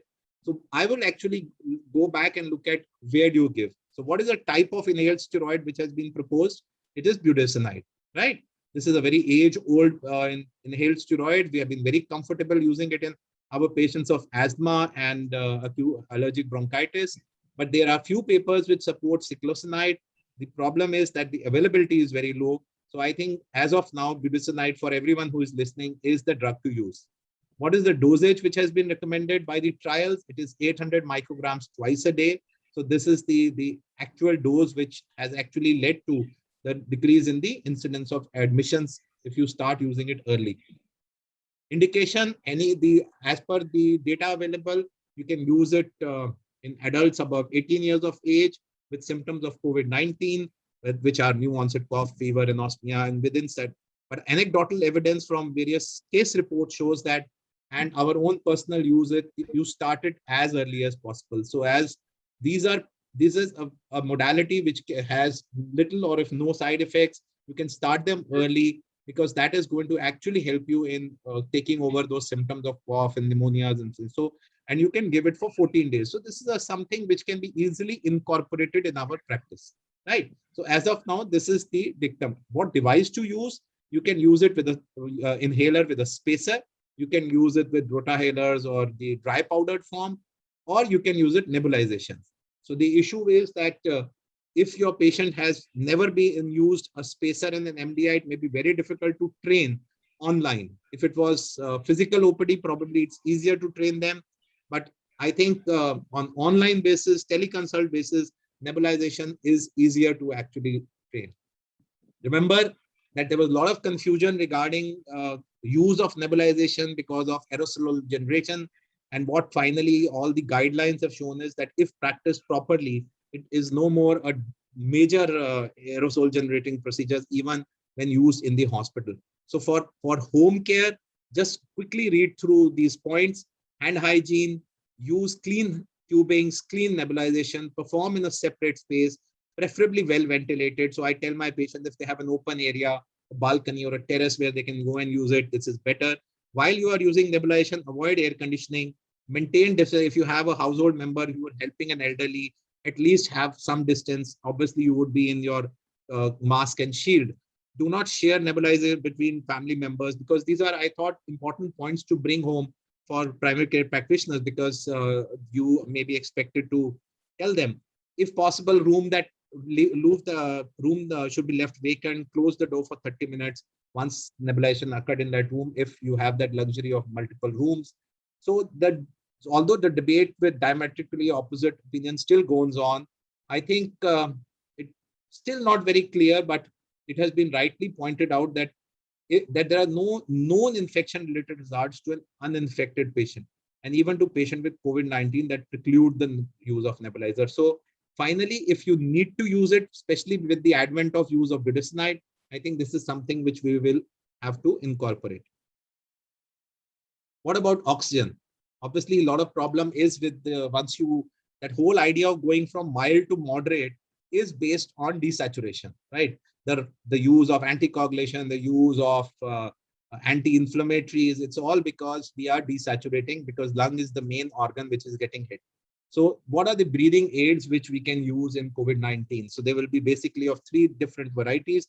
One is the oxygen therapy devices, which we have probably because courtesy our WhatsApp, the whole this generation of people is going to know everything about oxygen. I think much more than they should know. So you have CPAPs and NIVs and BiPAP devices, and obviously finally you have ventilators in the hospital. So you have an oxygen system, which has an oxygen source, which has a delivery interface. And that is what I would like to stress upon, because a lot of people don't understand how to use that oxygen. And then you have these regulation conditioning devices and monitoring devices, which is the pulse oximetry. Oxygen concentrators, great demand. We practically purchased it at any cost. We started using it without even knowing how it actually works. So an electrically powered medical device, now we know, but it can be used at bedside. It can concentrate the oxygen from the room air from 21 to maybe more than 80%, but it is intended for low flow use, right? So please remember that this is a device which was intended for low flow. And if you are having a patient who is deteriorated to the extent where you are requiring 10, 12, 15 liters, I think these are not devices meant for that. So this is something which you should remember. Oxygen cylinders, it has been there since eternity. We, in fact, this time, instead of medical oxygen, also we use industrial oxygen, and I don't know how much difference it actually made. So that was, time will only tell. There is a lot of issues with use of, basically with point of view of the unhygienic conditions those cylinders were kept before they were being used. So these are fitted with valves and pressure regulators and whatnots, and they are different sizes. The commoner ones which we use have probably the oxygen content could be around more than 300 liters. So that would actually help in using it for a longer time. Those small ones have 10, 12 liters of oxygen. So if you actually, even if you use at 4 or 5 liters, they will just finish in a couple of hours. So it's not a very, very good device in terms of use in COVID-19. This is, which is more important, the oxygen delivery devices. So we start with simple thing like a nasal cannula, plastic tube, which has 2 nasal prongs, which are used to deliver the air or oxygen mixture into the nasal cavities, and once it's connected to an oxygen source. Obviously, it's a single-use, non-sterile device. As you move further, you can use masks, which can be a simple face mask, a Venturi face mask, or a non-breathable mask. So how do they differ?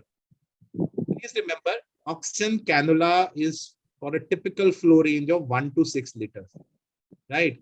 So these are important things, that what flow you are using with this type of interface. Otherwise, you will not be active. You will be thinking you are giving oxygen therapy, but you will not be giving the correct oxygen therapy to a patient. Very simple to remember for all my primary care practitioners is that 21% is the oxygen in the room. Add 4% to each flow, each liter of flow you add via nasal cannula. So if you are giving 1 liter of flow, the FiO2 which is being delivered is around 25%. So at 6 liters, the maximum you can deliver is around 45% of oxygen. The important is that you can eat, drink, talk, so patient feels very comfortable. Problem, extended use can be difficult because sometimes it leads to a lot of drying and crustaceans in the nose. Move to simple face mask, right? So the next thing is that my patient is deteriorating. I don't have a bed. I have an oxygen pipe which can give up 10 liters, 14 liters of flow rate. So the next thing to use more than 5-6 liters is not a nasal cannula. It is a simple face mask which can deliver up to 6 to 10 liters. And as you see, if you start from 6 liters to 10 liters, you can increase the FiO2 almost 60%, right? So it's not only the flow rate, it is also the percentage of inspired oxygen which is delivered in that mixture, right? You are breathing the air, you are breathing the oxygen. So what is the amount of oxygen fraction which is going? So that is very important. Best is 100%, right? When we are in the hospital, what we are targeting is 100%.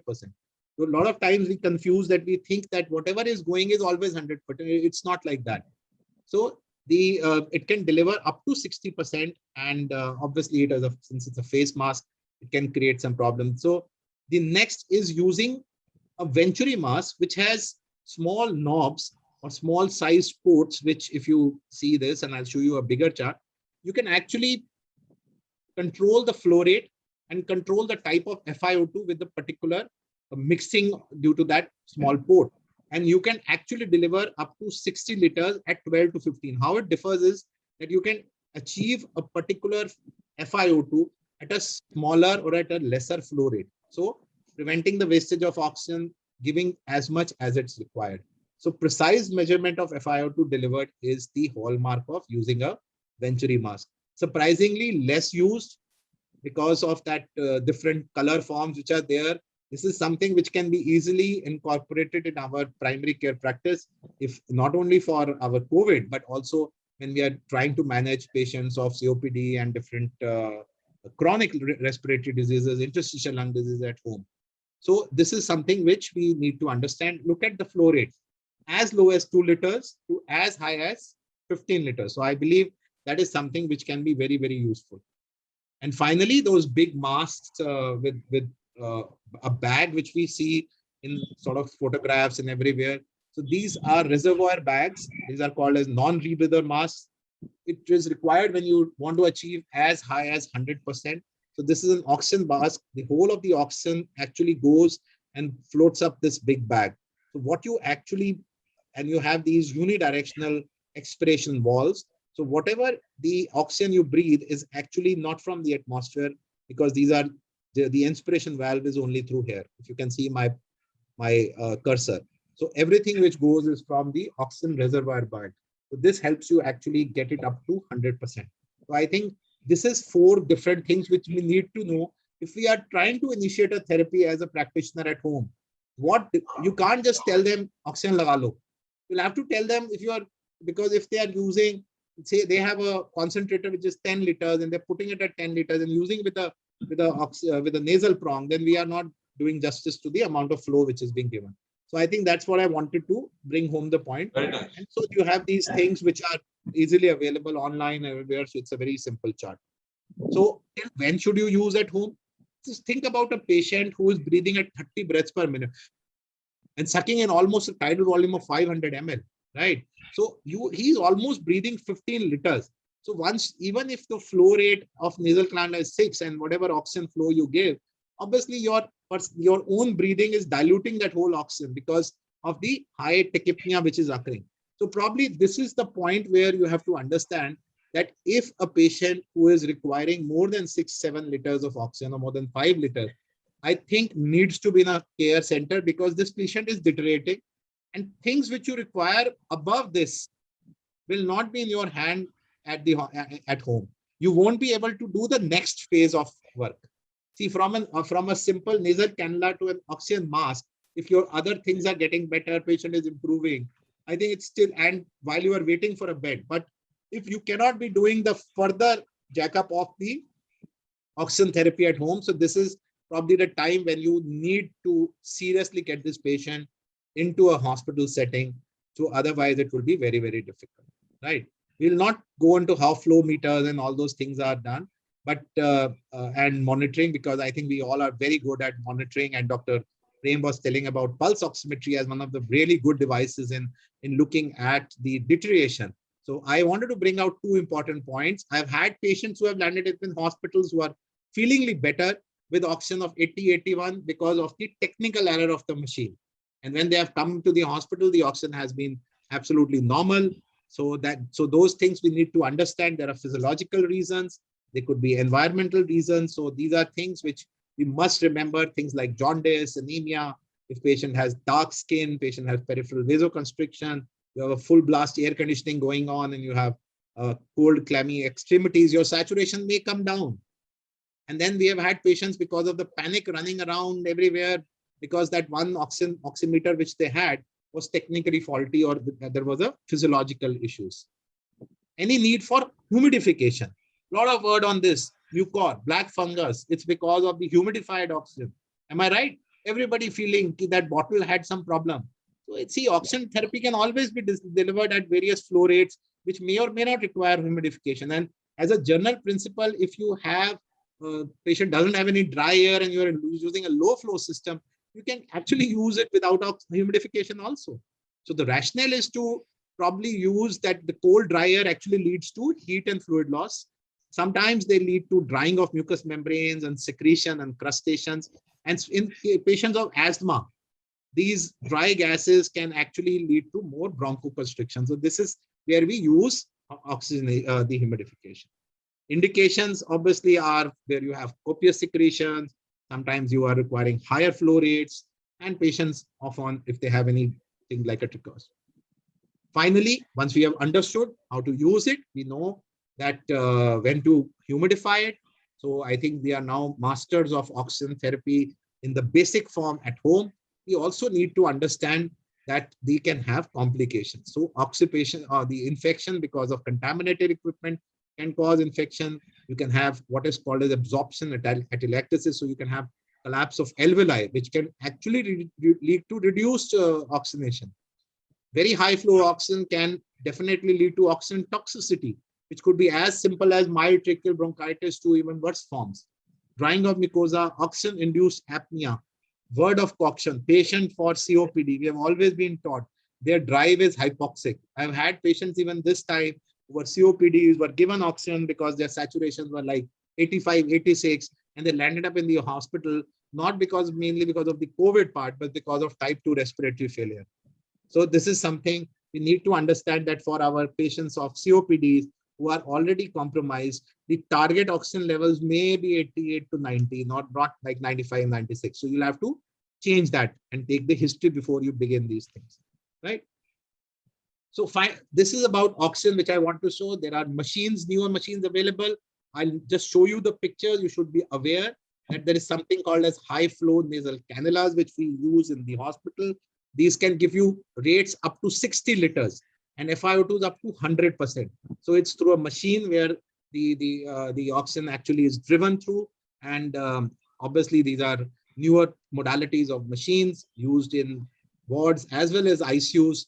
But please remember, I've had people trying this at home in this. It was a chaotic situation. People even used non-invasive ventilators at home. There were ICUs being set up at home.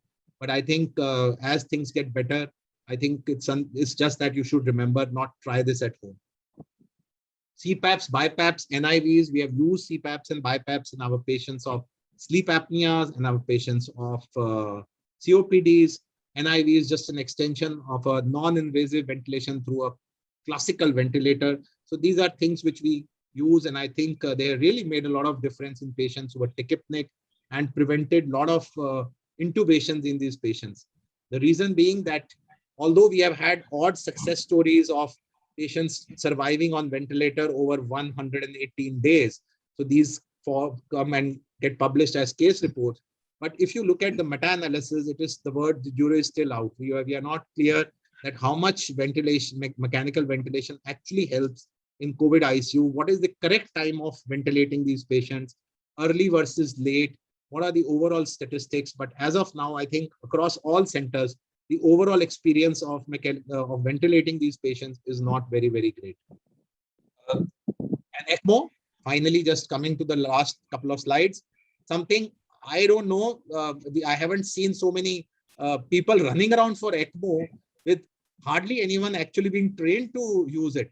People giving rental ECMOs to hospitals, but where are the people who know how to use an ECMO machine? So I think, remember, just two things. ECMO is basically is a bridge to either recovery or a bridge to transplant.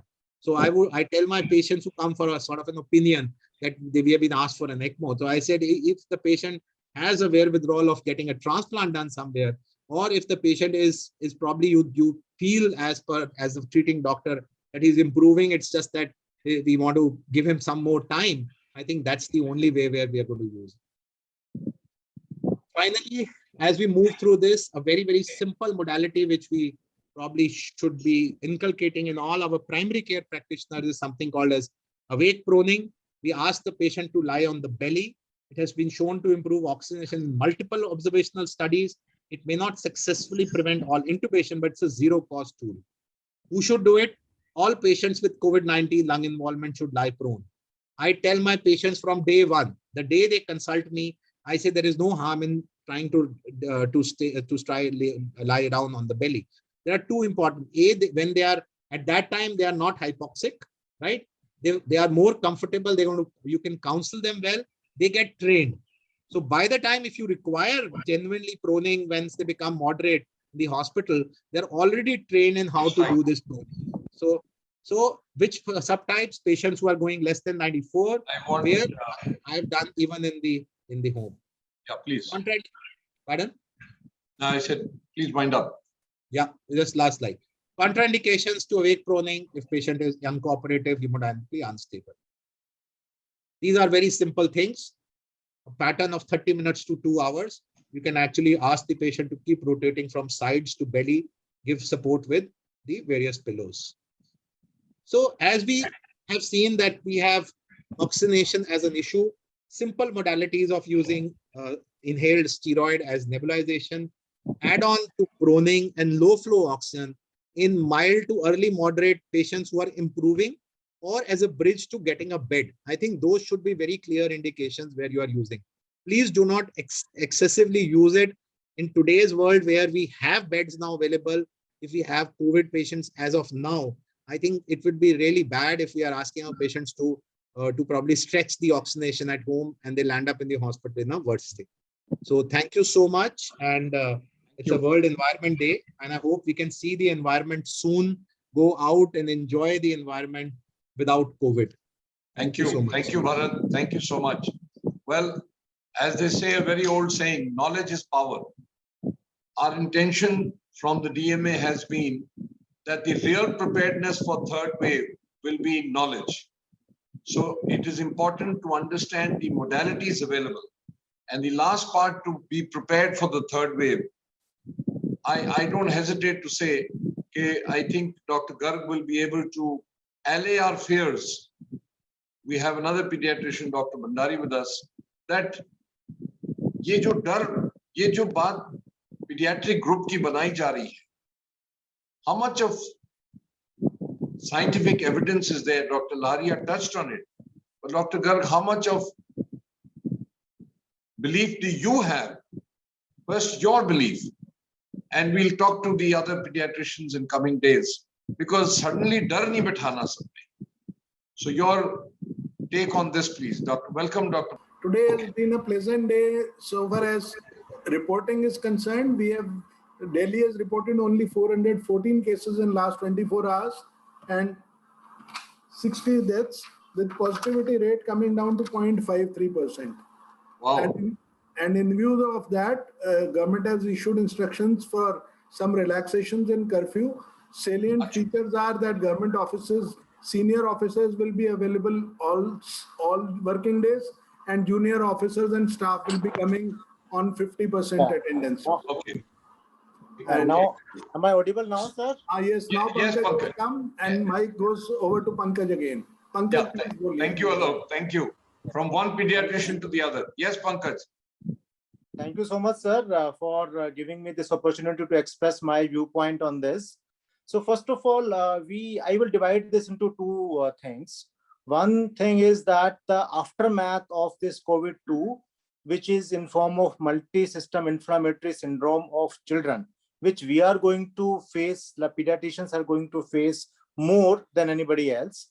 So one, that we have to be prepared for that, meaning thereby that those children who have been affected in the present wave, they are going to have symptoms of MISC, and we are already at Gangaram Hospital, we already are getting those. We already have around 23 patients of MISC already admitted in Gangaram Hospital.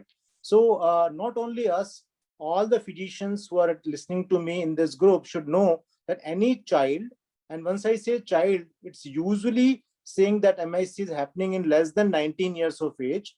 So if a child who has got a COVID after 4 to 6 weeks on an average gets fever again and gets some symptoms like shock, liver dysfunction, swelling, excessive weakness, tachycardia, respiratory difficulty, he may be having MISC, and he has to be referred to a pediatrician, investigated, and very early treatment in form of IVIG, methylprednisolone, aspirin, enoxaparin may be required for this. So this is one aspect which adult physicians are less likely to see, though they may also see. But we are, as pediatricians, have already started seeing that MISC in children, and we are expecting that to happen even in the month of June and July as an aftermath of COVID wave 2. This is about COVID wave 2. Now about COVID wave 3. as Dr. Chanderkant said, that we are going to have COVID wave 3, that is for sure. Now let me express my viewpoint. We must appreciate that in India, we around 35% of our population live, they are less than 18 years of age, right? So if you are saying in first wave, we had 1 crore people who got affected, and out of that 4% were children. That means 4 lakh. In second wave, up till now, total 2.85 crores, we can say, for remembering, maybe 2 crore people have already been affected in second wave. And around 10% children have been affected in second wave also. That means around 20 lakh. So up till now, out of 3 crores, 24 lakh children have been affected. Even if you say, you multiply this by 10 to say that, okay, these children, you are not testing everybody. So you have around 30 crore adults for total people affected and only 2.4 crore children. Now, if you just do the simple calculation and see, then a country of India, which has got 140 crore population and 35% of them are children, that means out of 110 crore susceptible population of India, we have 50 crore children who are susceptible, who have not got infection yet. I am not saying that these people will get infection, but they may get infection. They are the susceptible population. So I will like to discuss that with Dr. Chanderkant also, that because the very fact most pediatric population has not either been infected, so they will remain susceptible to the third wave. And that is all we are talking about. We don't wish that they are affected. But if the third wave, fourth wave keeps on coming, then these children are susceptible population. They are unvaccinated. They don't use face mask. They don't use sanitizer that often. They are always at the misery, or you can say they're always the mercy of adults. Any adult can pick up a child of 2 years, 3, 4, 5 years and kiss the child on the face without his or her wish. The schools have not yet been opened. That is one of the reasons why we are not seeing so much of COVID in children. But how long we'll keep the schools closed? So once they open up, then we will be seeing cases in pediatric population also. CBSE exams got postponed or cancelled. That is good, but NEET exams will happen. The other examinations are going to happen. So once the children will start getting in touch with each other and they remain susceptible because they have not been infected in first and second wave, they make a huge population in our country who can be infected in the third wave or fourth wave to come. So my sincere request is that we should not be caught unguarded. We should not be saying this, that, okay, we were not prepared. So we should be prepared. These children, they are at higher risk because of multiple reasons, which I will enumerate. Less than 1 year of child, if he gets COVID, it's very difficult to monitor. How will you put a pulse ox on this baby? How will you make sure that his hydration is all right? How will you make sure his diet is all right? So he's a high-risk child of 1 year. If he gets COVID, need of admission in the hospital is very high. Beyond 10-year children, there is a lot of obesity happening there. So beyond 10-year children who have got obesity, they will behave like adults. So they have to be admitted again there.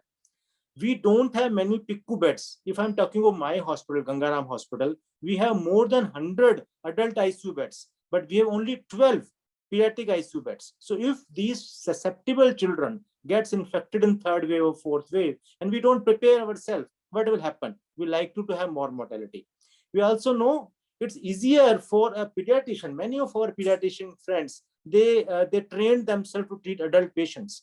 It is easier. I'm not saying it's not challenging. It is challenging, but it is just to remember that, okay, this methylprednisolone 8 milligram BD or 32 milligram BD or 40 milligram BD is a maximum dose. That's a 6 milligram BD. But for children, they have different doses. You have to remember per kg doses. You have to have different cannulas, different high flow cannulas, different ventilators for all age groups as separate groups. Those equipments may not come to you as handy, as easily as can come for adults. How will you prone a baby, a child, that, okay, remain in prone position at home? So those all things which can happen in adults are not as easy to happen in children. So it's not bad. We should prepare ourselves for the third wave, thinking that maybe the susceptible population of pediatrics, though they may still not get as high proportion of moderate to severe disease, but they can still get the disease. That is our submission. Thank you. Thank you, Pankaj. Thank you very much. And I think the key word which you're stressing again and again, let's be prepared, because there's so much of talk about preparation that it is better to be higher prepared than to be caught napping. So I think I take that message very strong and I share it with all of you. I now request Dr. Ajay Gambhir, our State Secretary, to give us a update on the condition of position of vaccination, please. A lot of things, very interesting talk today, and thank Chanderkant, Bharat, Deepika, Dr. Goel, and other people who told, and Prem Aggarwal. We are on the fact, but this is the most interesting and which is going on, because we are between the wars of Democrat versus Republican and Modi versus rest of the people and Supreme Court versus High Court, and all things are doing that. Yes, so I sent this slide to the office. Yes. And because there are a lot of things, we are making it now. So first thing, yeah, your slide here. So what I made it was a very interesting of making it, as I always make it, on our part of availability, accessibility, and affordability of the vaccines, to actions what the DMA has taken, the activism, and the accountability what the government has taken. So there are a lot of things which are going on in vaccinations, and we will be doing SAP. So I think the Chanderkant Lahariya has done that. So I'm working for a Trust Vaccine India for very long and being a part of the Antagi meeting. So Covishield in India has been 88%, Covaxin has been 11%, and this is the distribution, as Dr. Garg has told, that the distribution, age-wise distribution of the COVID. So this will also help us to form a policy. Next, please. Next. India to start with was number one, and you are saying that vaccine production capacity has increased. Now India came to number 2 in 2020, and now where is India? I'll go very fast. Where is India? And here we see that the USA has come at the top. So this is a situation where to really introspect that what politicians have been saying, what the scientific have been saying, as the extension of the Niti Aayog and the aims has been only the, and this is the coverage. Israel, United Arab Republic, European Union, Canada, China has gone ahead of us. So we feel not good. I won't say we feel ashamed, but definitely in spite of beating the chest that we were the number 1 or number 2 producer, we are no more in the picture. And definitely, if you see the share of the vaccine, the Pfizer is number 1 to share, followed by Oxford, AstraZeneca, Moderna, Chinese vaccines, Sputnik, Sinovac, and Bharat Biotech is still not there. It is not yet been recognized by that. It is a coverage. And this is the vaccines which are, more vaccines are coming, other RNA, DNA, subunit. Who is making it? Important it is the industry, 66%, but a lot of academic institutes like Oxford and partnerships are coming to do that. And a lot of doctors who are spending in the, I'll take the other side, flip side, on the shares of the vaccines have become rich. The share of the Reddy, who was going 2,000, 3,000, has been raised to 4,000. So still there is a chance. Here came the why there is a differential policies on the cost from 250 rupees to 0 cost to 600 and costing. So matter has gone to the Supreme Court. And here the funny part is, so government has been put on the differential health policies and the differential health policies, and also on the policies of the whether people are getting the slots, migrant label, digital divide. They are not talking about digital divide in the court, but definitely a digital divide because COVID app was being used by that. And that has led to a lot of war between India, center and state, and between the Republican and Democrats world over. So vaccine has divided the world. WHO is trying to unite that. And WHO has in last week, so I want to tell, they had a World Health Assembly online, and there was a briefing every night on that. Our health minister was always busy, and he was used to say he's in the World Health Assembly from 9 to 5. So they have made a committee of CTAP COVID, that is COVID Technical Assess Pool. You have to share it. Anyone who has an idea should share to WHO, and WHO will see to it that the patent has been overtaken, and we'll go on this. So I want to tell what is new. The next generation vaccines are in the pipeline, which are talking about the efficacy, effectiveness, and variant. Variants are getting problem. 2 doses, 1 doses, and other booster doses is still going on. So we are going on the 1 dose. And what the next generation vaccines are looking at, they are looking at the antibody, not looking at the antibodies. They are working beyond antibodies. That is leverage of the T cell, killer cell, and the T cell in the bone marrow. Not easy. It's been working. That if you have a coronavirus, any coronavirus, and if I have a coronavirus infection after 10 years, so it should be have a storage issues, that it should be available. The most one part I want to decide was the WhatsApp and things going on, and this is very, very important. WHO's average that look, Montego video, that Nobel laureate statement that innate immunity will hamper and lot of side effects and people will die after the vaccination. So people are looking into it. Yes, there is some scientific claim in that, but it has been seen that the antibodies dependent enhancement is there. Once I take a vaccine, the next infection in some of the patients, there is a antibodies dependent enhancement, and it helps the virus to invade easier. So sometimes taking vaccines are having some side effects which everyone is running. So what is new? Very shortly, in pregnant women, the Western countries have allowed Pfizer, another thing. India has yet not allowed it, but they have allowed in the Pfizer and Moderna has allowed it, and the now Ministry of Health and Family Affairs has allowed in the mother, yani breastfeeding mother and the child, they can take it. There's no problem. Variants, lot of variants. India and Indians are at the top. UK is talking about the third wave because of the India variant, which Chanderkant has tied very nicely. Variant of interest and variant of consent, but the latest being the hybrid strain of Vietnam, because according to this variant, the vaccine will change. And I will not discuss, but the experience from Taiwan, which was a role model that there is hardly any COVID, is going for vaccination. China, from one city to other city. Vietnam has a now breakdown, and there is a lot of cases of COVID. Thailand has a problem. Chile, after taking, and the most vaccinated country, Israel, has some problem, but Sicily has a lot of problem.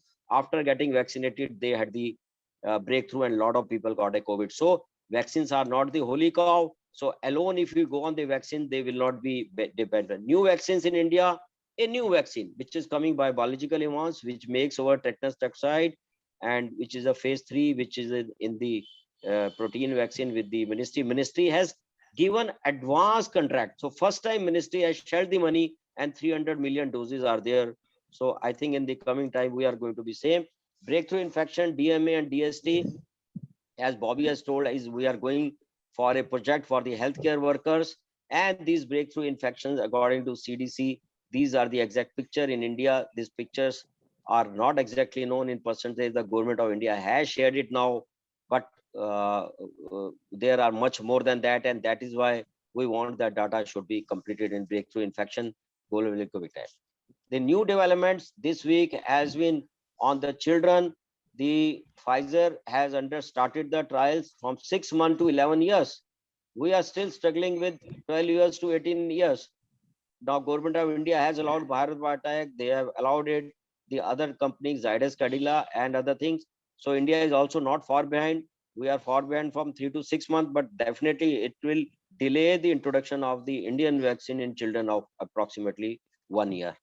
So one is I want to tell about the pregnant woman mix and match vaccine. UK had already started it, starting of the year. India has allowed last week, the Niti Aayog has allowed, and the drug controller has given permission of mix and match vaccine. But the expert says whatever the early trials reports are there, that there are more complications, not in the form of death, but in that people will not take it, and they are saying not to do it. Now this, in some of the countries, they have already allowed mix and match, in Canada, Finland, France, and other country, which is already going on. Third wave of coronavirus in India, it is there, and UK says it will be there because of the Indian strains. So definitely everyone wants that vaccine should be there. For that, there is a development. The Pfizer has already started last week. I think if you are not getting, we'll be sending you from the Delhi Medical Association and Vaccine India that there are oral vaccines are in the pipeline, the nasal vaccines are in the pipeline, and I will talk about the important part. Vaccine safety network. We do not have that network in India, and I wish they involved NGO civil societies like DMA and Vaccine India, the Vaccine India. The WHO has a vaccine safety network. There is a PRISM network going in USA with 9 state network, and they got a data. FDA, CDC, Australian network, they have a data sharing with each other with a good software. And that is why they could detect after vaccination. Our doctors kept on complaining that they have a headache, but it is only from the places where the less vaccination was there that they could detect thromboembolic phenomena in 15 patients, and that helped to stop us the Johnson & Johnson vaccine. So data sharing, complication, post-vaccine effect, post-COVID effect is very, very important. So data safety network and link to the VRS. India has a adverse event following immunization, passive, incomplete, non-transfer and non-sharing thing, and time is to share the data. And the special drive is going on for the parents who have kids in the Noida, and the drive-through vaccinations are going on there into that. So these are updates. The COVID antibodies cocktail is there, and the people who have a Covaxin jab will not be allowed to travel internationally. Covaxin and Sputnik. Sinovac has been cleared by WHO yesterday. So Chinese vaccine has been cleared, but our Indian vaccine has not been cleared. This is the last slide. The center has allowed state government to pay 50%, and today most of the paper were objecting that the 50% vaccine have been bought by our private big hospital, which is not good. Coding is not good, and DMA will be writing to that it is not good. Second generation vaccines are addressing that. I have told you, look, Montague misleading claim statement. I have already informed you, after recovery of the vaccine, only 1 dose of vaccine is enough. Some countries have allowed that because subclinical infection or clinical infection act like the vaccine. LycoRed is another one coming to India and launching the vaccine and vaccination after COVID and neutral antibodies. Those who have recovered from COVID are advised to get vaccinated anyway. It will improve that. And vaccine safety network. Thank you very much. No one is safe until everyone is safe. And today on the Environment Day, we have to pledge that COVID is because of our environment degradation, either biological or physical. So we have to see we preserve our environment. Thank you very much. Thank you, Ajay. That was about information on the virus. I'll just take up 2 questions. One, Dr. Avi Kumar, you are there, please. Dr. Avi Kumar? He was there. Okay, Dr. Bharat Gopal, can you take up this question, please? Tell me. Yeah, the question is that dose of methylprednisolone which we can give at home. So I think there was one trial which Dr. Avi had shown, but the trial, I'll just don't go by that trial, because the problem in that was they compared 6 milligrams of Dexona with 2 milligram per kg body weight of methylprednisolone. So that's an absolutely 2 different types of medications. So what the government of India has actually given for moderate disease is that if you are using methylprednisolone at home, then the dosing is around 0.5 to 1 milligram per kg body weight, right?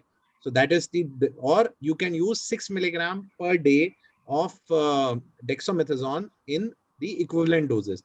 So that will actually come back to around 32 milligrams of methylprednisolone or 40 milligrams of prednisolone. So I think these are the 3 options which we'll have. One more question. Dr. B.B. Gupta is asking that in a known case of rheumatoid arthritis, the CRP has come down to normal, but D-dimer and IL-6 are still high. Any explanation for that?